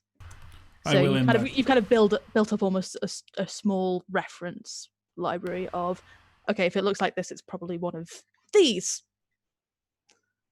that you could look at later. So, Cool. It's glowing blue. That'll be number 7 in the book of gravitational stellar phenomenon that you've built up for yourself. I will basically hotkey whatever I need in terms of if it's this phenomena, when we come out of warp and we find ourselves in the periphery of it, then we undertake this action, and I will require, I don't know, shields to be diverted here. However, if it's this phenomena, it's more about negating the thrust. So, and I'll basically queue up Exactly. if this then that for the bad shit I might find. Yeah, you are able to do that without any trouble at all. So, given that you've picked up speed from a kind of casual warp 5 cruising to warp 9 speeding Patel doesn't think it's likely that they're going to find the ship lumped through time, but she's probably read enough records to have seen the effects of the episode Cause and Effect. There's always a sheer chance that we're going to get crashed into by a very sad USS Bozeman. So those guys have the worst day. So she's keeping up the emergency response, as technically speaking, they have just received a distress call. Distress call, yeah, even though it's decades old. It is from a ship which went missing 80 years ago. So instead of it being another day and a half's travel, that's massively cut down to being on the order of about 3 to 4 hours at Warp 9. And as you get close, Lieutenant Cantor's say, "Coming up on the coordinates now, Captain." Right. Ensign Casey, conduct your scans. I want you to alert us if you pick up anything. Stop us a decent distance from the phenomenon, Lieutenant Cantos. Aye, Captain. And certainly, Lieutenant Vance, carry on scanning for any further communications. I wouldn't be surprised if we start to experience that we're picking up any signals which may have been delayed. I think following on from the message received and during the 4 hours of travel, Dr. Burov is going to arrive on the bridge and take up the traditional blank console of 7 of 9's console. Yeah, second science console. Just going, what does this do? Who even knows? Cool. So Cantus will take you out of warp and does leave you a good distance away from the phenomenon. But you are able to pick it up on sensors and on visual. Yes, on screen. On screen. That's what we got to do. What we got to do, folks. So it's brought up on screen. What appears to be in front of you, it's about the size of a star, this area of space that's affected. It looks kind of wrong. It's like it ripples and shifts across itself. It's almost like you're looking at a star-sized oil slick, almost, with the way that light that you can kind of tell from looking at the background around it is clearly coming from the stars that are behind it. But instead of it being, clear points of light that you're seeing, it's rippled and distorted and lensed. And, some of it's coming out red shifted, some of it's coming out blue shifted. The light just does not look the way that light should look coming through that kind of area of space. And the whole surface, and it seems to have something like a surface, as they just kind of ripples and changes and distorts like water or oil floating on water. Ensign Tarek, I want you to consistently monitor our own systems and inform me the moment you see anything out of the usual. Ensign Casey, what can you tell me? Ensign Casey, make me some checks. Do I want to be kind and make you do a science check, or do I want to be mean and make you do an ops check? I mean, if you make it a science check, the likelihood is I win it. If you make it an ops check, there's a chance for failure. Yeah. Through the ship system, it mostly should be ops. Ooh. As he makes a compelling point, I'm willing to hear arguments in favour of science before I make him do the ops check. Guess it depends on what he's trying to find out. Yeah, but in fact, pitch to me what are you actually trying to do? Right. So I basically want to see what spectrums this phenomena is on in order to try and isolate kind of like, is this going to be dangerous to approach? Is this going to be whereabouts? Is there any wreckage? That kind of thing. It's broader sweeps than anything in particular right now. Okay. I'm going to make you do both. I'm going to make you do an ops check first, and then a science check to see you can interpret from what you get out of your ops check. I got a 3 on my ops check. I rolled Okay. very well. You did. Good boy. Good boy. Now make me your science check. It's not great for me. It's only a 6, which is A mere 6. a mere 6, which is off the chart. Cool. So, yeah, you are able to get a kind of a very broad set of sensor sweeps across this thing that is in front of you, this weird space blob. And you're able to check it for various electromagnetic spectra. You're able to check it for the expected. You were told it was a gravitational phenomenon. You're able to have a look at what, now that you're up close to it, what is the gravitational field of it doing. And you're able to also conduct checks for wreckage and that kind of thing. So, wreckage first. You're not picking up any. There is no sign from where you are of any ship or anything. Checking electromagnetic.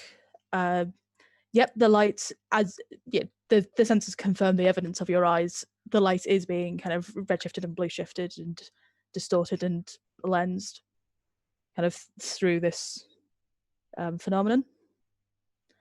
And with the checks on gravitational fields, that appears to be fairly textbook examples of gravitational lensing that's occurring with the light that's coming from stars and galaxies on the other side of it, just coming through and being distorted around, not around the whole of the space blob, it's coming through it and being kind of twisted around. And what there seems to be is that it's not one point of concentrated gravity. There's not one kind of single dense point. It's many. And given that you got a 6 on your science check, which is astoundingly good, you are able to interpret this as the area is almost seeded with micro black holes. Like, not ones that you wouldn't expect them to do any damage to anything. They are tiny. It's a wonder they've not evaporated kind of tiny. And you can also, in fact, on your sensor suites pick up that some of them are probably evaporating. Not many, but some of the really teeny tiny ones are just going. And there's a lot of Hawking radiation being given off by this thing, which, again, it's not harmful, it's just there. He will relay this.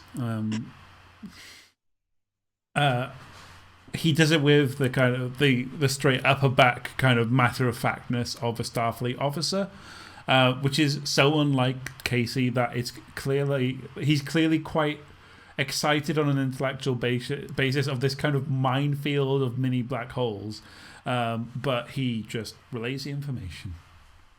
And specifically, like the fact that there is no sign of any ship whatsoever, wreckage or otherwise. That's not necessarily. One of the details, sorry, on the ship, you are still getting that looped distress signal. That's still around. No point of origin, though. No clear point of origin. Just coming from somewhere inside the space bubble. But you can't see a source for it. You can't kind of pinpoint a source inside it, because once you get close enough to the kind of sphere of micro black holes, it just gets too distorted for you to be able to convert that into a single point source inside.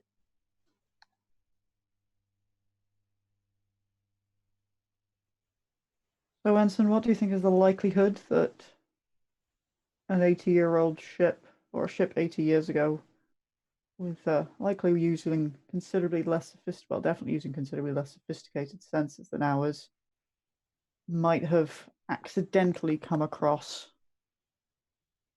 a series of micro black holes, suffered an unexpected rupture, been destroyed, and for its distress signal to have been causing the gravimetric disturbances. It's quite possible. One thing to consider is that if they had come across these black holes in the current condition that they are in, they would not have been large enough to cause any harm. However, a few of them are deteriorating, but in fact, the fact that some of them are still visible and detectable by our sensors is in and of itself unusual. It makes me wonder, it would be difficult to then project how long these holes have been around. We don't have a clear state of a decay rate. Yes, I understand that whilst it might have been different 80 years ago, at the same time 80 years is literally nothing in stellar time. No, and impossible to pinpoint against black holes that, by all rights, should have already deteriorated before our very eyes. But we're still receiving the transmission. It's still looping, which suggests something is still emanating it, or was emanating it for a period of time, even if it's delayed. Record a standard input a standard transmission into one of our probes. The smallest and, most disposable probe we have. And I'd like you to launch it in proximity, not into. I want something with thrusters, just in case it doesn't get caught and can make its way back just without us having to get closer. Launch it in proximity to the phenomenon. Transmit. Then we'll see what we pick up from its transmission. What was the name of the ship that's putting up this disk called? Crystal? Cruskal. Cruskal. Kruskal. Casey will prepare a message, which is simply, this is Ensign Casey attempting to reach the Cruskal. Put that into a probe, have the probe emanate it, and then send it towards the bubble. Actually, my intention was just to see what we picked up, but yeah, might as well try to contact them. Well, it's dual method. Like, we can see if it deteriorates, and also we might get an answer. Yeah. Multi-purpose probing. Casey, I don't want to seem supremely stupid, but I thought a black hole was a black hole.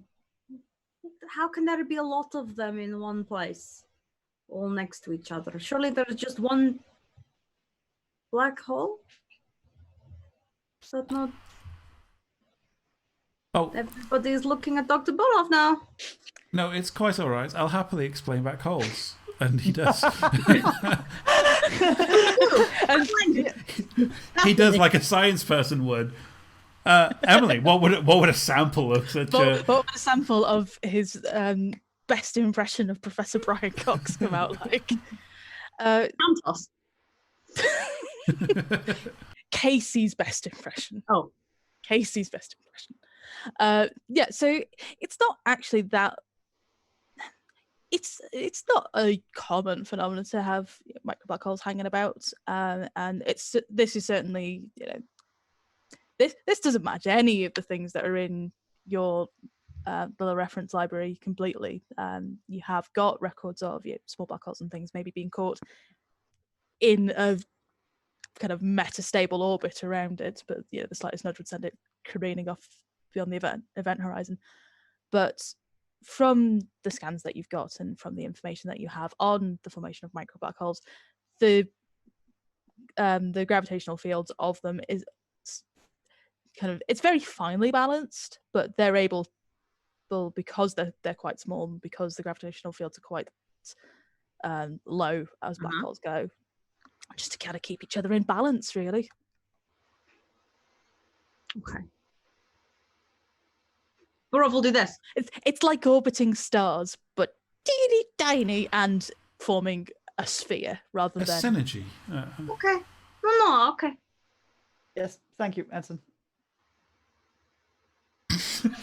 I am assuming Casey will have definitely Oh, yeah. gone onto babble mode. Let's be real. No, you're right. I just Just got in case. so mad. yeah, like there's yeah. Take the amount of babble that I just provided you and multiply that by about 3 or 4. Look, Is we the amount never- of Santos make eye contact, and the eye contact is one of internal screaming. yeah, very much internal screaming. Look, definitely is exchange of. We asked Ensign Casey Casey to does once not actually notice. explain something that, you know, he cares about. Like, it's Christmas for him. It is. You I know, love so much that Michael is getting dragged by us for stuff he didn't say. that's like intellectually I was mad in that very moment, not in character but out of character, for being told off for not saying the thing that and it's fine. The showrunners prepare Casey's actor a really good script, and yes, the climax of that is, of course, he gets shushed because he is excitable. You're right. Mike apologizes for the bleed. It's just about it kind of Casey manages to get to about the point where he's about to spiral off wildly into the hypothetical, and that is about the point where somebody goes, "Thank you, Ensign." Of course. Monitor the probe. See if we're getting anything. I Yes, imagine it Captain. might be ready by now. Who knows? And as you send the probe off towards this mysterious space blob, I think it's probably about time we took a short break. Break I know time, I'm running out of tea. The time is down to break. Yeah. So Oh. we leave the Iskandar stuck outside this mysterious pile of black holes in the middle of space with an 80-year-old distress signal and about to send a probe towards it. Who knows what will happen? Find out after the break. Bye. Bye! What's up, trash fans? Welcome back to Star Trek Iskandar, assuming Mike has pressed the buttons correctly. Michael, have you pressed the buttons correctly? Yeah, we're live. We're live? People can see Good. us. Good. Just wanted to make sure. Well, you said we were going on 6, and I thought we were going on 5, and then you said 9, 5, 6. So I didn't know.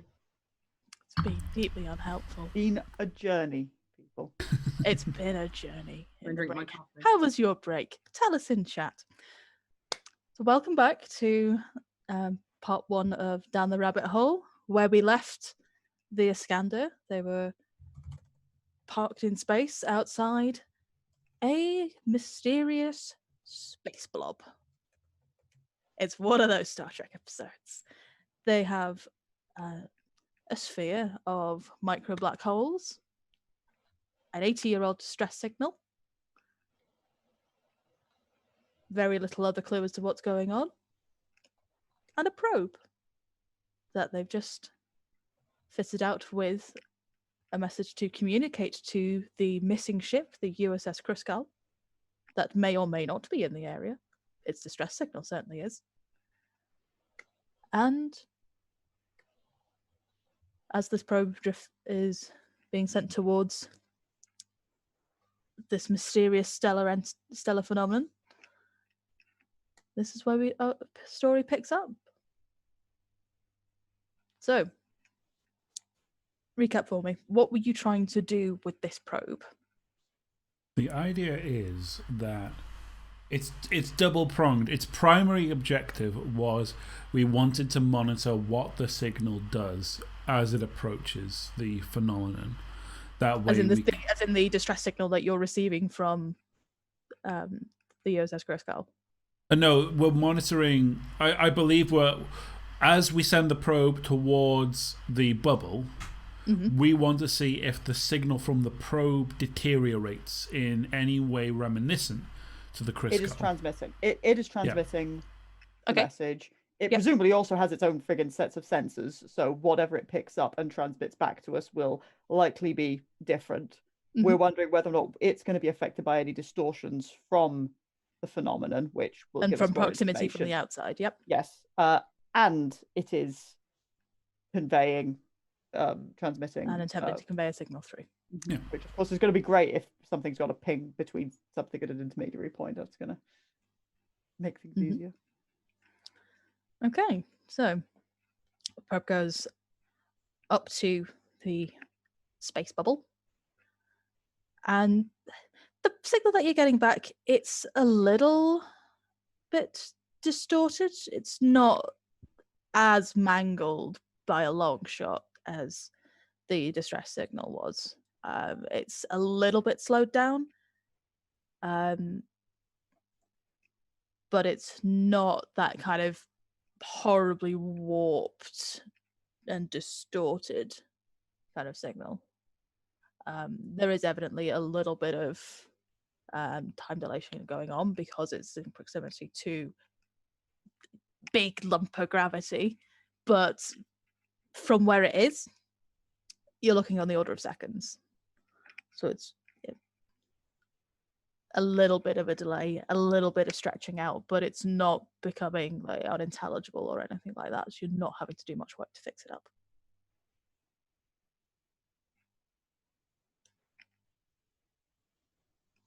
Any alterations from the crystal's transmission?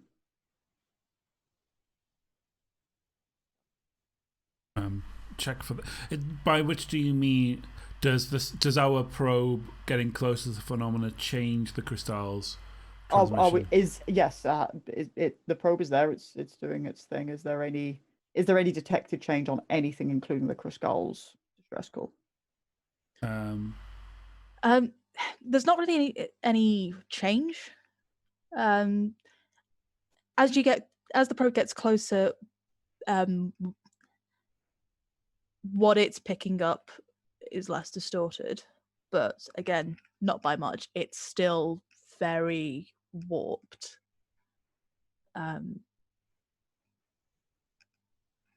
But there is a bit of a change in what it's picking up. There's no. What have you got this probe? Have you got it scanning for anything in particular, or is it just monitoring that? The communication signals. Its base sensor array will be on, so things like motion, particularly anything like gravitational and gravimetrics will be active because let's go towards a fucking black hole. Yeah. Oh, and also Ensign set the probe to scan for any Federation. I was going to say IFF. That's not the thing, but you know what I mean. Yeah. Several centuries later. I can't think of the Trek version. I don't know what the Trek is either, but I'm I know not what sure you mean. there is one. Yeah. Federation signatures, life signs also would be helpful. Yes. Mm-hmm. Yeah. I mean, there's obviously a Federation signature attached to the distress call, which Found now them. that you, which now that you know what's been distorted, and you've kind of backtracked to work out how to unravel it, as it were. Yeah, it's picking up a clear Federation signature attached to that, but you were picking that up before. There doesn't really seem to be much that you're picking up by way of additional signatures, and if it's picking up any signs of life forms or ships on the kind of through this mass, you'd have to do an awful lot of work to get anything, and even then you probably wouldn't get much because it's just so heavily lensed, and unless you know exactly what you were looking for, and far more precisely than is there a ship, you're not going to be able to unravel that. Unless you've got any other ideas, Ensign, bring back the probe. We'll try something else. Bringing her back. Why are we still receiving this transmission? This is something which is still emanating from the object. Right, I want us to... Can we transmit or open a comm signal? And I want us to hyper-focus it on as much of the point as we can identify as the origin of this distress signal through the phenomenon. You have to, narrow beam frequency And what I want you to make that is a data transmission on audio for now, because if there's any kind of... We received something distorted. If there's anything receiving at one, there may not be people, there may only be a ship. I would like you to try to transmit, ping their computer, so to speak, on a high-powered, narrow-focus transmission, asking for a standard Starfleet response. Yes, Captain. Okay, you can do that. And set up. Freaking no babbling all over. That's what I want you to be doing. But yeah, you can set up a communications array to send a boosted, definitely. hyper-focused transmission focused on a particular area of the space bubble that you've got. It is difficult for you to pinpoint some kind of origin. So I think I'm gonna get you to be making... I think this isn't... Again, probably ops or science. It's again another ops or science, and I'm willing to hear arguments either way. This feels opsy. This feels because far this more opsy to feels- me Yeah. because it's involving basically it's like laser focused hailing frequencies, but with a mega boosted I laser. want you to succeed at this. I don't want to fire a probe or this ship into that phenomenon. Time to There are ops. only two options. More like two options. Oh fuck. No, it's a You have two. fate points. You have fate points. It's a two. It's a two. It's a two. It's fine. That's it's true. fair. That's fine. That's a success. Yeah, you are able to do that. You're able to send that signal in.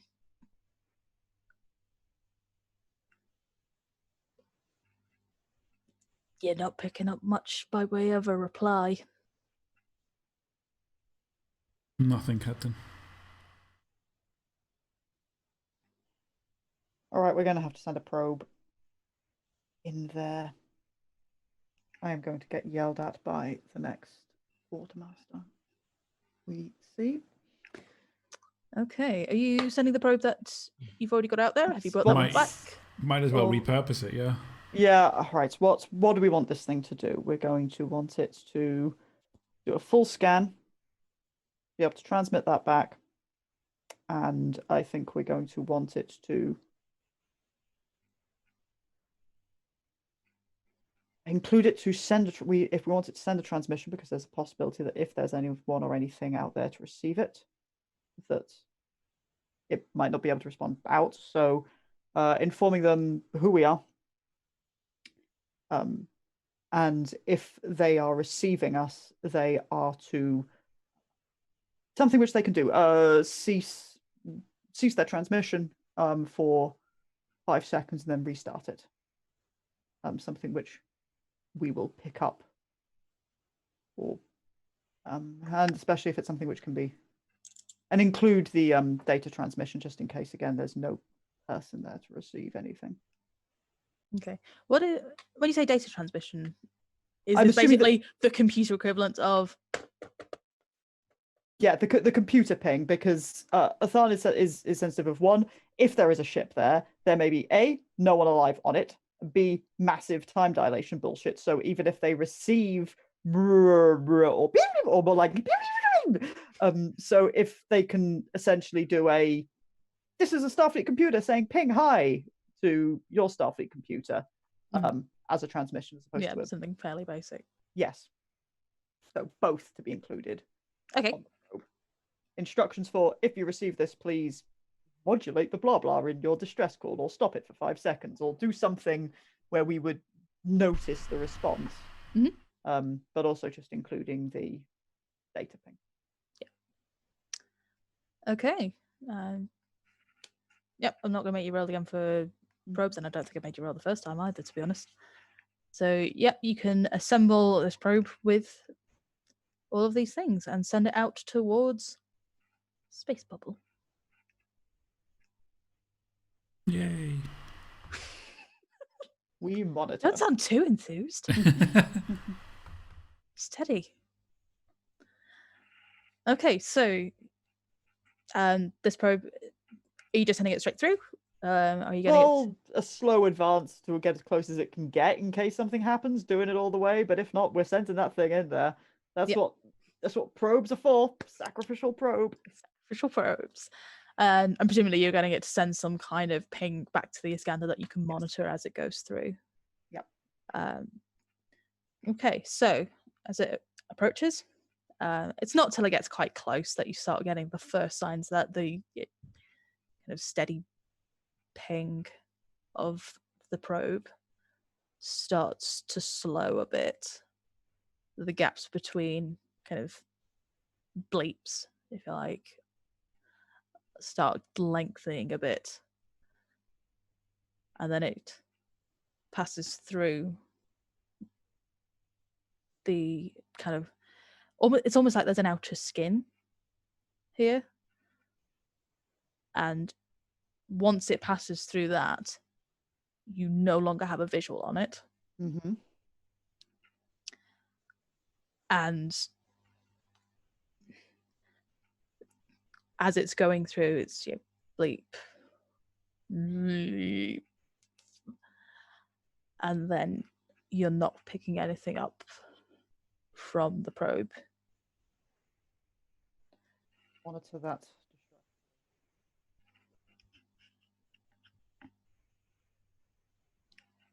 How long are you monitoring for? Well, if there is a time dilation factor, that starts to get brain melty. But leave it a good like. I'm thinking like on the just like an order of magnitude. Are you waiting for like a couple of minutes? Are you waiting? Probably, to be fair, at this point in time, Azan doesn't have any particularly better ideas. So, like, unless anyone speaks up, she's prepared to give this an hour while we run more background bloopy bloop tests. More sensor scans. Yeah, because, like... Yeah, no, that's fine. Yeah, so I'm assuming that the probe is going to be kind of giving out originally quite fast and regular pings. Yes. Rather than it being, like NASA style beep, 3 seconds, beep, 3 seconds. Especially it's going to be a lot faster than that. We would especially want that under the circumstances. Exactly. You want to get as much data as possible, kind of pinging back and forth. After about an hour, there's a ping. Or something it's probably a ping. And as before, you're able to run it through the same kind of opposite of distortion. You're able to undistort it the same way that you undistorted the Kruskal distress signal, and it's your probe. But that was about an hour when that should have been a lot faster, like a second or two. Fascinating. Quite.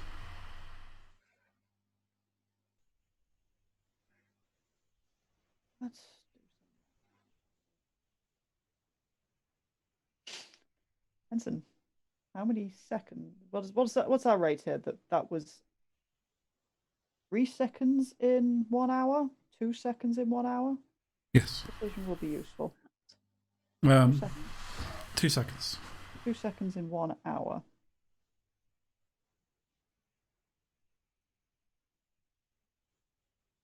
For a ship that disappeared 80 years ago. Looking at, they are experiencing, for every 2 seconds that pass here, an hour passes for them.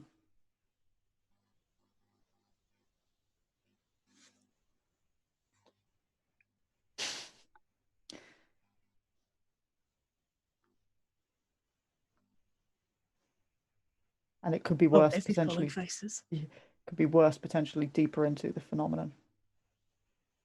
We'll know more if and when we receive a second ping.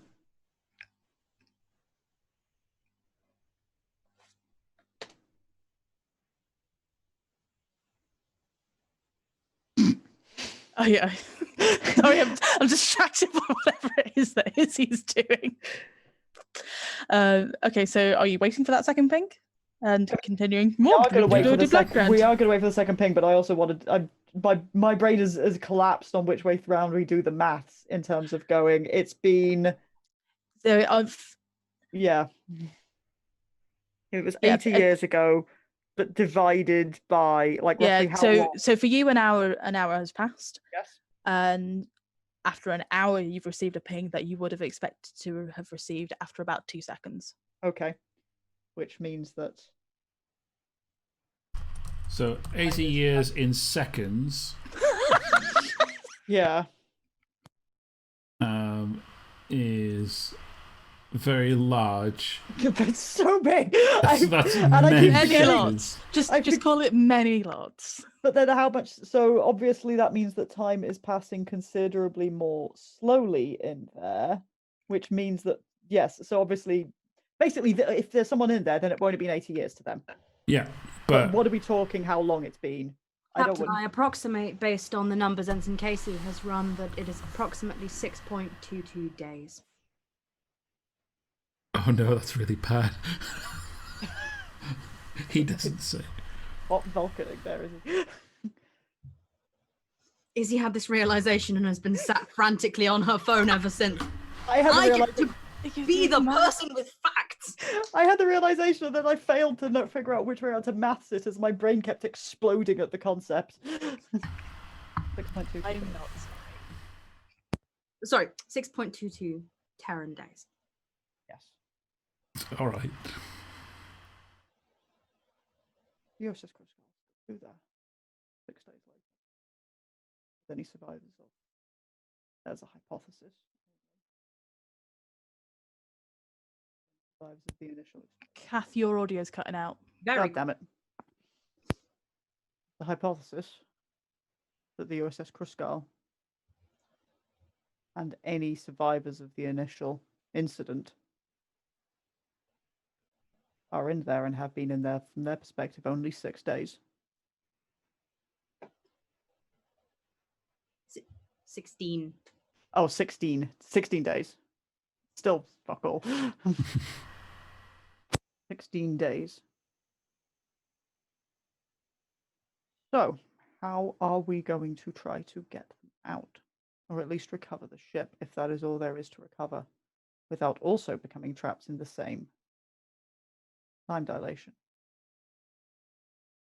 What actions can a ship undertake in mere seconds that would be distinguishable enough?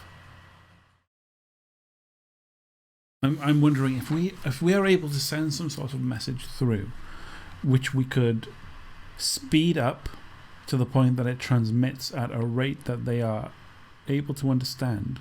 I agree, but I think that the problem here is that even if they understand it, that 2 seconds isn't becoming an hour here.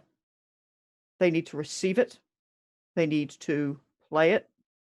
They need to talk about it. They need to interpret it. That's minutes. Can we override the ship? Instead of thinking at the Command speed... code. Yes, exactly. Indeed. Can we convey any command codes for USS Iskandar to try to very old ships? They don't have that same level of automation. We don't have any, but this isn't something with any bio-neural gel packs or in its computer interface. It's classic vessel, really. Probably quite beautiful.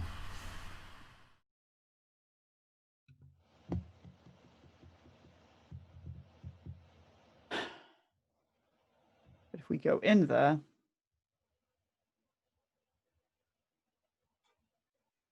under the simplest terms, assuming that it is not an enormous distance beyond, what is the quickest?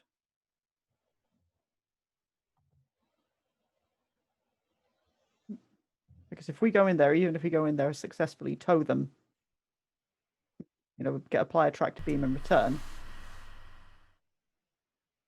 we could lose months or years. Ensign, is there perhaps some way that we could comprise of some manner of tether or lifeline between the ship and the current time? Talandra doesn't stumble. Talandra can talk about Dilation.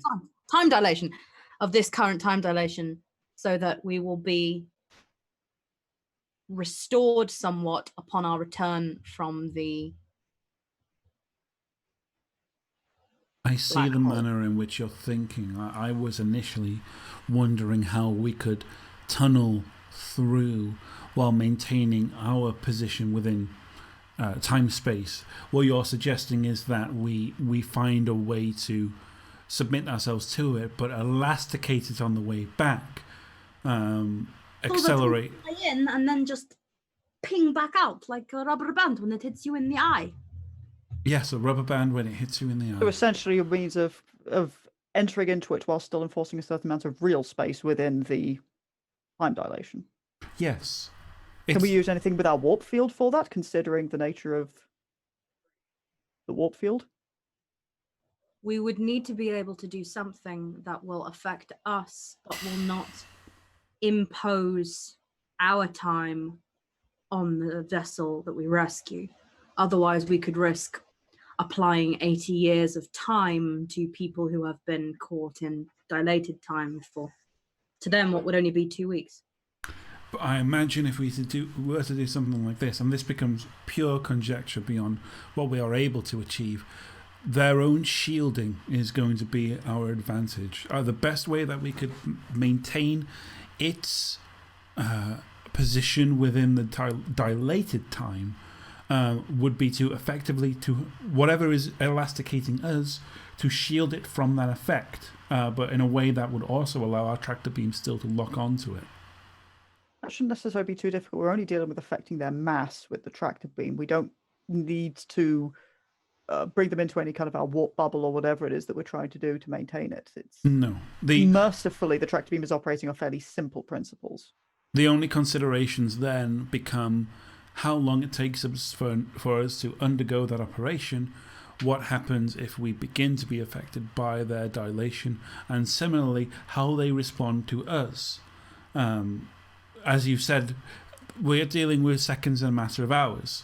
But if they simply give the command to open fire and fire photon torpedoes up, may well interfere with whatever tethering that we have, we possibly run a risk of them enforcing their dilated time upon whatever time tether we have.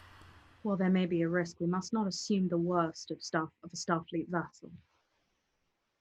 They did not indicate that they thought that they were under attack. They believe that an explosion had happened, possibly by them stumbling upon this phenomenon. They, especially as in a certain extent, for once, then time and Starfleet protocol would be on our side, as they would probably attempt to contact us first, which would take some more time. Is there perhaps some way of staggering the exposure, both for us to their dilated time and them to our dilated time, akin to a diver coming up from under the water slowly but surely to avoid sickness? Possibly Dr. some. Burrow, what would be the effects of time dilation being in some way reversed on a, for example, human body in a short space of time? I'd have to look into it a little, but I'll do some research, Commander. Fine, we still need to figure out exactly how we're going to conduct our elastic band anyway. Also, I'm mindful of the significant risk to the ship. For a Belbanel class, I can't imagine that the tractor beam on one of our shuttles going to be sufficient for a tow? No. reading what the GM did, I do not believe so. It will require a ship to draw it. This is all very hypothetical and alarming, and will require some time. but I think I can try and come up with a few workable theorems as to how to conduct this. Captain, with your permission, I'm going to go to sick bay and run this few with a few other people to see if I can figure out the effects on the body. Please, this is all for nothing if we can't shield them from the consequences. Is there likely to be a chance that if we arrive in this time bubble, are we going to have to perform some sort of away mission, perhaps to rescue those that are on board the ship, because that will add somewhat to the stress on the body? I would severely hope not, because of the discrepancy in time. A simple away mission could take months on over here, but it's a possibility, especially if we can find some way to reduce the time dilation effects. If there are wounded aboard the ship, Captain, although I have no evidence to back it up for now, it would seem unwise to engage in the use of the transporter in any conceivable way. Yes.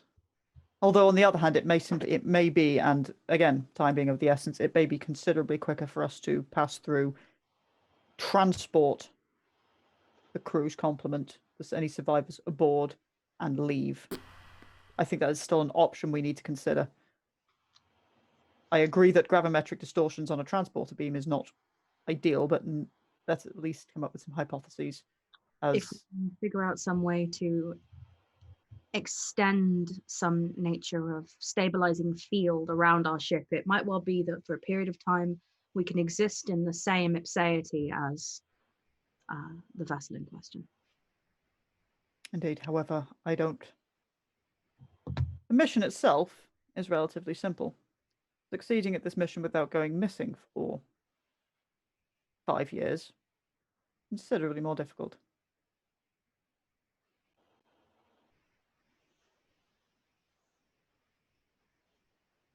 However, the Starfleet ship is in distress. Our duty here is clear. Get to these hypotheses.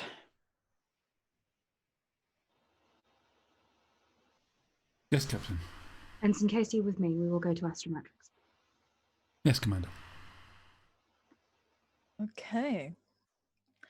So you'll go to your separate parts of the ship to start doing research.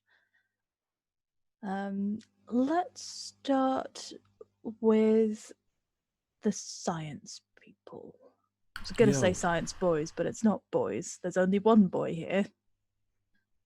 Adam would have loved this. Adam would have. He would have. He'd have thought this was great. I mean, you know how much he likes classic Shenanigans.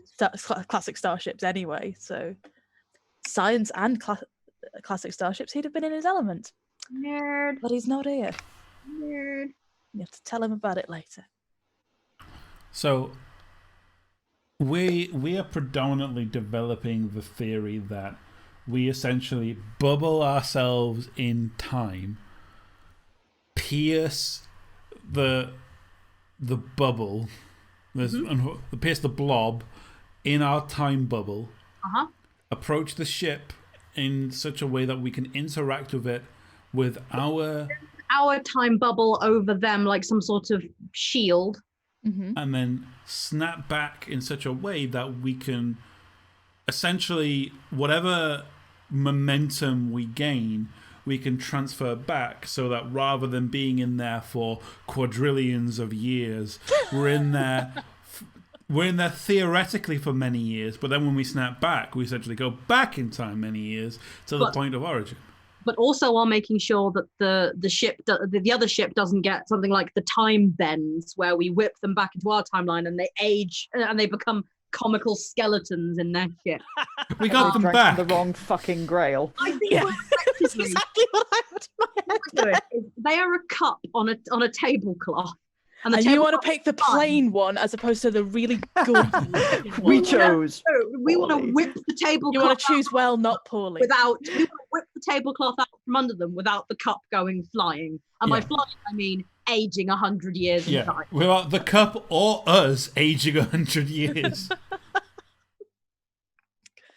Okay, so make me a a science check, one of you. I should probably let him do it. I feel like I've done. And Izzy, Ooh. also make me a science check anyway, just to see how. Oh well my you have the god! maths. Izzy, You've you either go. crit succeeded or crit failed, and I don't know which. What about both? I Impossible. don't think both's possible. With Casey, anything's possible. This is true. Sorry, I'm trying to navigate a spreadsheet, and my brain does not spreadsheets. Michael, That's strange. what have you rolled? Well, Oh, I crit failed. You did crit fail. Okay, so you got a 0? I got Is that a. right? When you total everything up with your skills? When I total everything up, A yes, crit I fail got a plus your 0. science is a flat Yeah. 0. Yeah. Okay, so that is just a success in that it's not negative. Also, he crit failed, which has a special effect. I think. But also, yeah, you crit failed. Izzy, what have you got? And we got a Right, you got a +2. Okay, so you are able to provide some assistance, so he's not going totally off the rails with his with his crit fail. We're gonna be stuck in there for 100 fucking years. Oh no! Does the crit fail manifest with him making a mistake, but coming running to Talandra, going, "We're not going to be able to do it, and we're going to die, and it's awful." And like, You fed the Wow, giant. Casey's having the worst day. Good job, science boy. No, so what you're able to work out is that actually, yeah, you can compensate quite easily, actually, for the bulk of the time dilation effects. You'll not be able to compensate for all of it, so it won't be that an hour in there is an hour out here, but it might be that you're only going at, say, double speed. So an hour in there is 2 hours out here, maybe 3. which adds a sort of time pressure, but isn't. Yeah, it adds a time pressure, but it's not like every second that you're in there is hours, and every hour that you're in there is something on the order of days. You're able to massively reduce that down, so you could spend a day in there and you'd lose a couple of days on the outside, but in the grand scheme of things, a couple of days, it's probably no great shakes.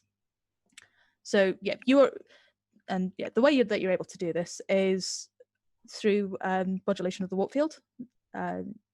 So effectively kind of run, if you're flying in at impulse speed, but on your warp engine, so running them basically as low as they'll go without stalling, that is enough that you'll generate a small amount of a warp field around yourselves, and that will be enough to massively reduce the impacts of any potential time dilation from the black holes. Did it? Excellent work, Ensign. Oh, thank you. I couldn't have done that one without you. Barring your early miscalculation, Thank your you. logic is sound. Good. Yes, thank you. Miscalculation is a very generous way to phrase that little outburst. I believe the word is tactful. Thank you for your tact, Commander. It is important that we do not blame ourselves for mistakes. That's very true. Yeah, but it was a really basic schoolboy order of magnitude error. If he just moved the decimal point one step further. Quiet, Adam. My boyfriend's a ghost. Here we go again. I didn't even know he was sick. What a horrid way to find out. Sorry, we sent Adam to a farm on the moon. He's happier there now. But you let me say goodbye. Bye, Adam. I hope do right. He knew he was dying. Dear Sam, I've gone to a farm on the moon. Lots of love, Adam. Well, it's his parlance. It's obviously from him. He does call me Sam. Astrometrics lab is haunted. Haunted. Nevertheless, they ping their findings to Dr. Burrow. Yeah. Which Dr. Burrow will receive. So. You don't say. Make me a medicine check for your researches.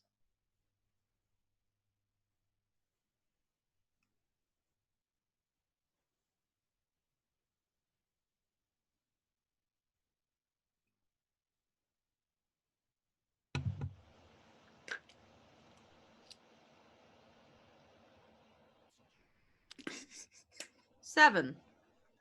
Bloody hell. I'm a doctor. Yeah, Okudiboro doctors the fuck out of this plot. So yes.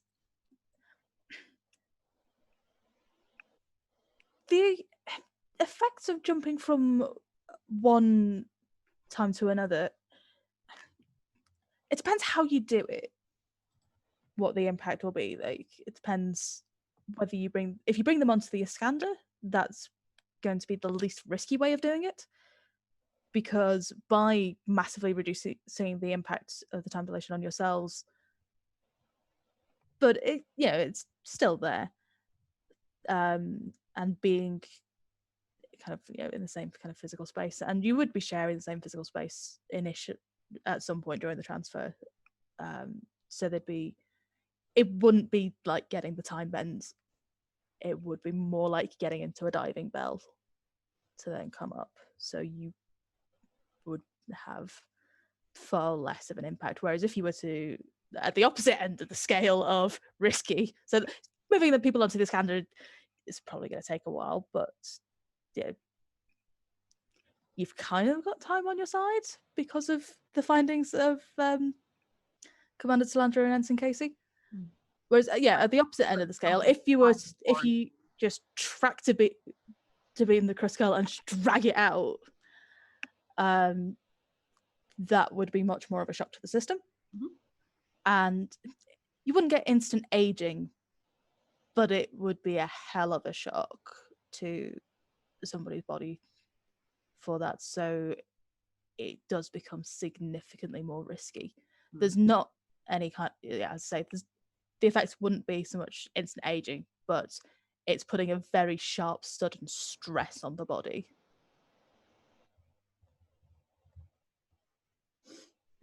So it does massively increase the risk of death, basically.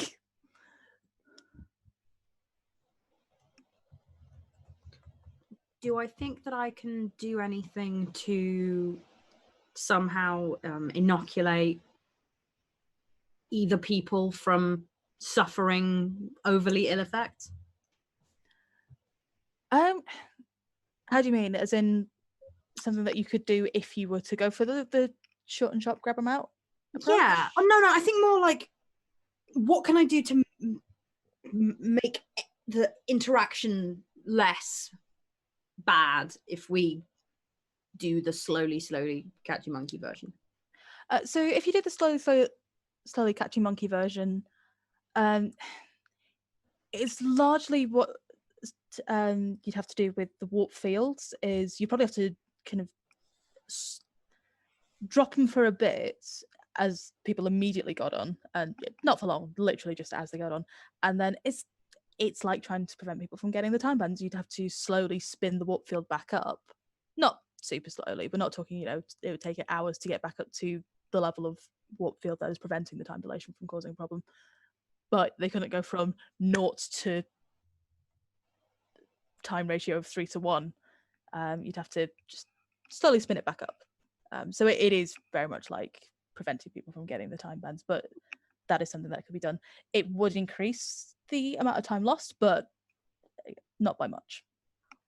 I think then what Arcady is going to do is going to take the rough calculations that they've figured out for that, and will trot up to the bridge to give them to Kantos as a sort of numing the ship style thing. Okay. And probably get Tarek in to look at it from an ops perspective of the deflector. Flim flam. I don't know about the timing exactly because it's complicated time shenanigans, but yes, well beyond me. How about you, Tarek?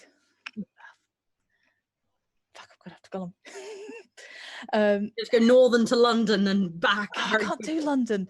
Tarek's accent is not appearing in this episode. All right. I know. I reckon I could do it all right. Yeah, I doubt it would be much of a problem. It's what basically just slowly warming the engine up. I mean, most of it's about ratios, isn't it? Like, Yeah, exactly.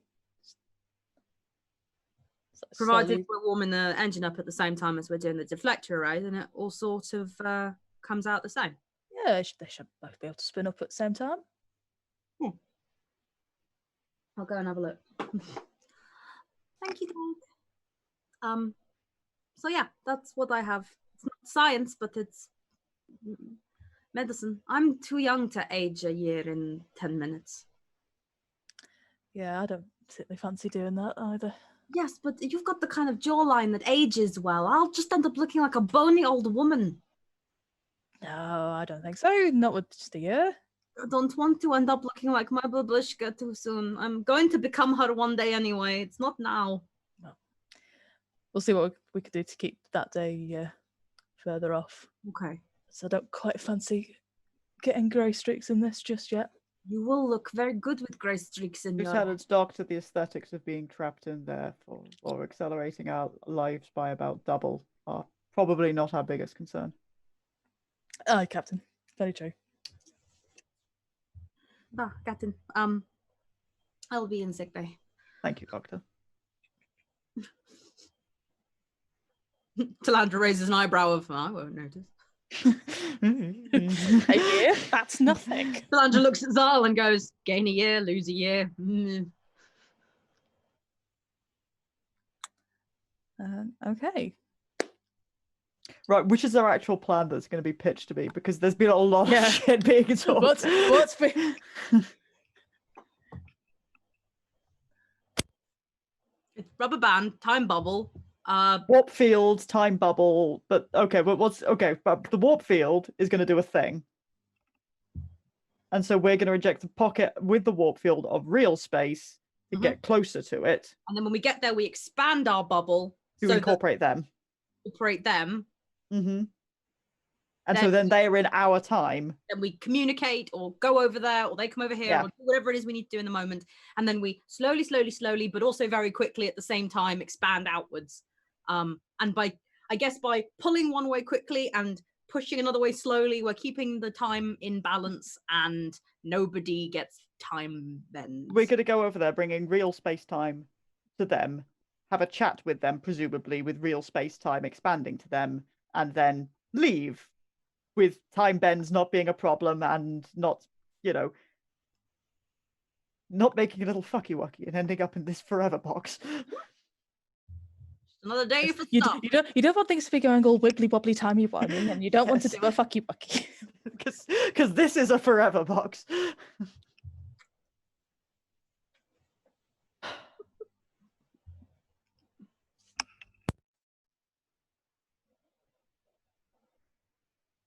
We are going to need to prepare a buoy for a transmission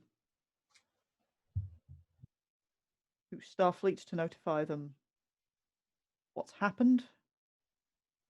Essentially, if we're not back out within the day, we're going to have to send this transmission so that hopefully some bugger else can come along and rescue us.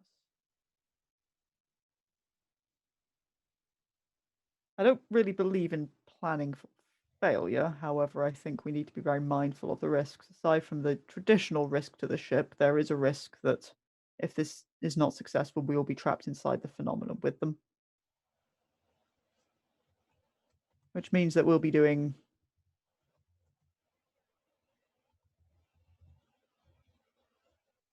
we may lose a considerable amount of time.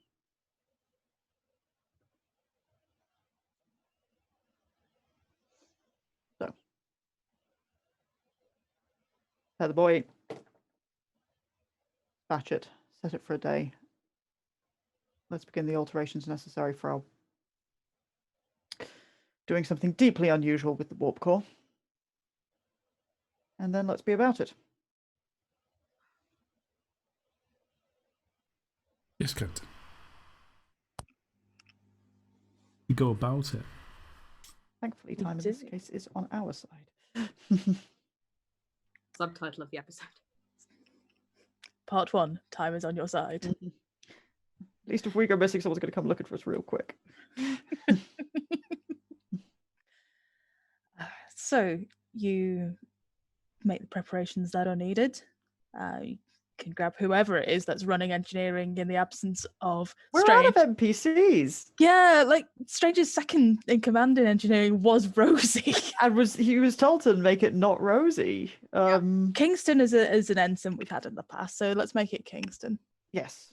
I think Kingston has gone through the very traditional Star Trek path of what the fuck is Kingston's rank? Who knows? But Kingston is now. Kingston, you've had more scream time than the others. Congratulations. Right That's ahead. that's literally the process that we're going with here. So It is very your traditional. name has appeared more than once. You're second in command now. Go. Palandra is going to lean into the captain when people are off making adjustments and things and say, Captain, considering that we are not, as you say, planning for failure, would it, however, be prudent to leave a message beacon on the edge of this space so that should we become trapped, the findings that we have received are passed on to another ship that comes to the area and knows of our intentions in case they have failed? Yes, we can program the boy to send a transmission as well as general warning for non-scientific prepared vessels. I will see to it. Of course. And you go about your business. You prepare the boy. You set it up with a message to start being transmitted in about a day's time, Mm-hmm. so that you're not sending people immediately looking for you, just in case this goes incredibly well. And the adjustments can be made to the warp core, and preparations can be made with shields, deflector arrays, warp fields. Sickbay are able to prepare themselves for potential casualties based on the information that they've got. All of this takes about a couple of hours. Mm-hmm. And I think we will leave the episode there as you've made your preparations. And as the Iskandar is about to head into this mysterious spatial phenomenon. Boom. Bum, bum, bum. Tune in next week. Some good science puzzle shit. I'm so glad that my science knowledge is bullshit, but I'm like, I know the things they try to do on Star Trek. I loved the moment that it suddenly became... when I say hard sci-fi, I mean by Trek standard. Yeah. Like the moment that Kath and I can go, so how about this bullshit? And we go, yep, we sound like people in a science setting, you know what they're talking about. The warp field is going to be able to compensate for the space-time distortions. And I love Roomba's little face when she can see that we're engaging with the nonsense very seriously. To go, but we must calibrate for this. Yes, we must. Very much so. And she's like, science. That's my Roomba. you could, like when I was planning this out, it's like, okay, so they can do this and they can do that, and I was all these ideas for things that you could do. You said all of them. So well done. Yes. Congrats. Good work too. But yes, this has been part 1 of Down the Rabbit Hole. We will see what the hell happens to the Iskandar next week. Good things. Same bat time, same bat place, 7:30 BST. I Good. will hand over to Izzy. Although I'm Hello. glad that I'm not the only person from chat who is also having elite trauma flashbacks. Hello, lovely party people. So yes, I have played Elite, so you can see the second episode of Star Trek Iskandar Down the Rabbit Hole on July the 7th, which is next week, next Tuesday. However, before the next episode of Star Trek Iskandar, if you missed some of these faces and wish to see other such faces, then might I draw your attention to the newest trash stream. That is right. Sable Whisper has not been idle and has been doing much preparation, and he is ready to launch the new Trash game. That is a special adaptation of the D&D staple Curse of Strahd, which we are calling the Beast of Ravenloft. Yes, it is a playbook that has got just a lot of bollocks in it that just should not be. I can reliably inform you that Saber Whisper has been doing that thing where in a cartoon the mechanic goes under the car and just starts ripping things out, and you go, it'll be better because of it. The man knows his horror, the man knows his gothic drama, and you are going to see some very familiar faces if you are fans of the USS Iskandar, including a face from Isolation, but I won't say whom. You can find out on Twitter, or just ask her, I guess. Oh, that's fucking giving it away, isn't it? I mean, that was one woman in that group. Good work. I wonder who it could be. Anyway, so we're looking forward to seeing Such a Beth mystery. again. Yeah, she's going to be neat. But yes, so that will be starting on the 5th of July at the slightly earlier time of 4 o'clock BST. That's 4 o'clock UK time. In the afternoon, not the evening. We're not maniacs. But of course, the videos will, as usual, be available to find on Twitch afterwards and on YouTube. Mike, YouTube on YouTube? Is that a situation that we can sort out? Is that a thing? Yes. So, so watch the skies. There'll be more information coming out soon. Follow us over on Twitter at @ItUCrew for more information. I put the word "for" in there on purpose. But we, of course, speaking of @ItUCrew, are indebted to a number of people who ensure that we have, money for fripperies and whatnot. They are in no particular order, but it is the order that is on my phone at the moment. So put your trash bags in the chat and just be super fucking excited for these people. Eligos Alexander, Liz Murphy, Michael Crees, Caffeine Kitty, Andre Cherepnin, Lucas Justinian, Joe, Joanna Marsh, Diego de los Reyes, Lou Sutcliffe, Araloki, Socky, Redbox, Henry Prestige, Hobbs138, Mike Kilburn, Who the fuck's that? James Malloy, Mike Fielding, Michael Bowman, and of course, everybody's most enigmatically named trash fam, Helena Handbasket. How do you do the gay trashy emote? You have to spend trash bags. We'll tell you later. Secret. So, yeah, much love to those people. They also received special previews of the art that yours truly did for the Curse of Strahd stream, and more art will be forthcoming. We really appreciate it, everyone who backs us up on the good old Patreon. But of course, if that's not a thing that you can or are willing to do, which is 100% legitimate, then you can also help. I don't know why I'm sitting like this. I don't know what this is about. I've just gotten very tired. You can also make our days in other ways by enthusing about us on the old internet. If you enjoyed this stream, do tweet about it. Do tell people, be like, you like Star Trek? You might like this Star Trek. We are working on some things to make entering the canon of the USS Iskandar a little bit more accessible to people who haven't been watching it for ages. But, also just, it's a bit of fun, and you could just watch at any point and just pick it up or don't. Also, if you are so inclined, we now have a Facebook group for memes, because some of you are very strange. He's not here. But I'm very strange. Yes, but you're also not here. There's a trilling So sound. we're really sorry that Emily couldn't join us today. No, he's Strange is off making memes instead of therapy. Like his therapy is making memes about his colleagues. What a So fuck boy. it's what his therapist suggested. And by therapist, I mean the internet. Started imagining my boyfriend. Guess I'll die. So for more memes like that and of increasingly quality, get over to Facebook if that's a thing you're about. But aside from that, thank you so much, darling people.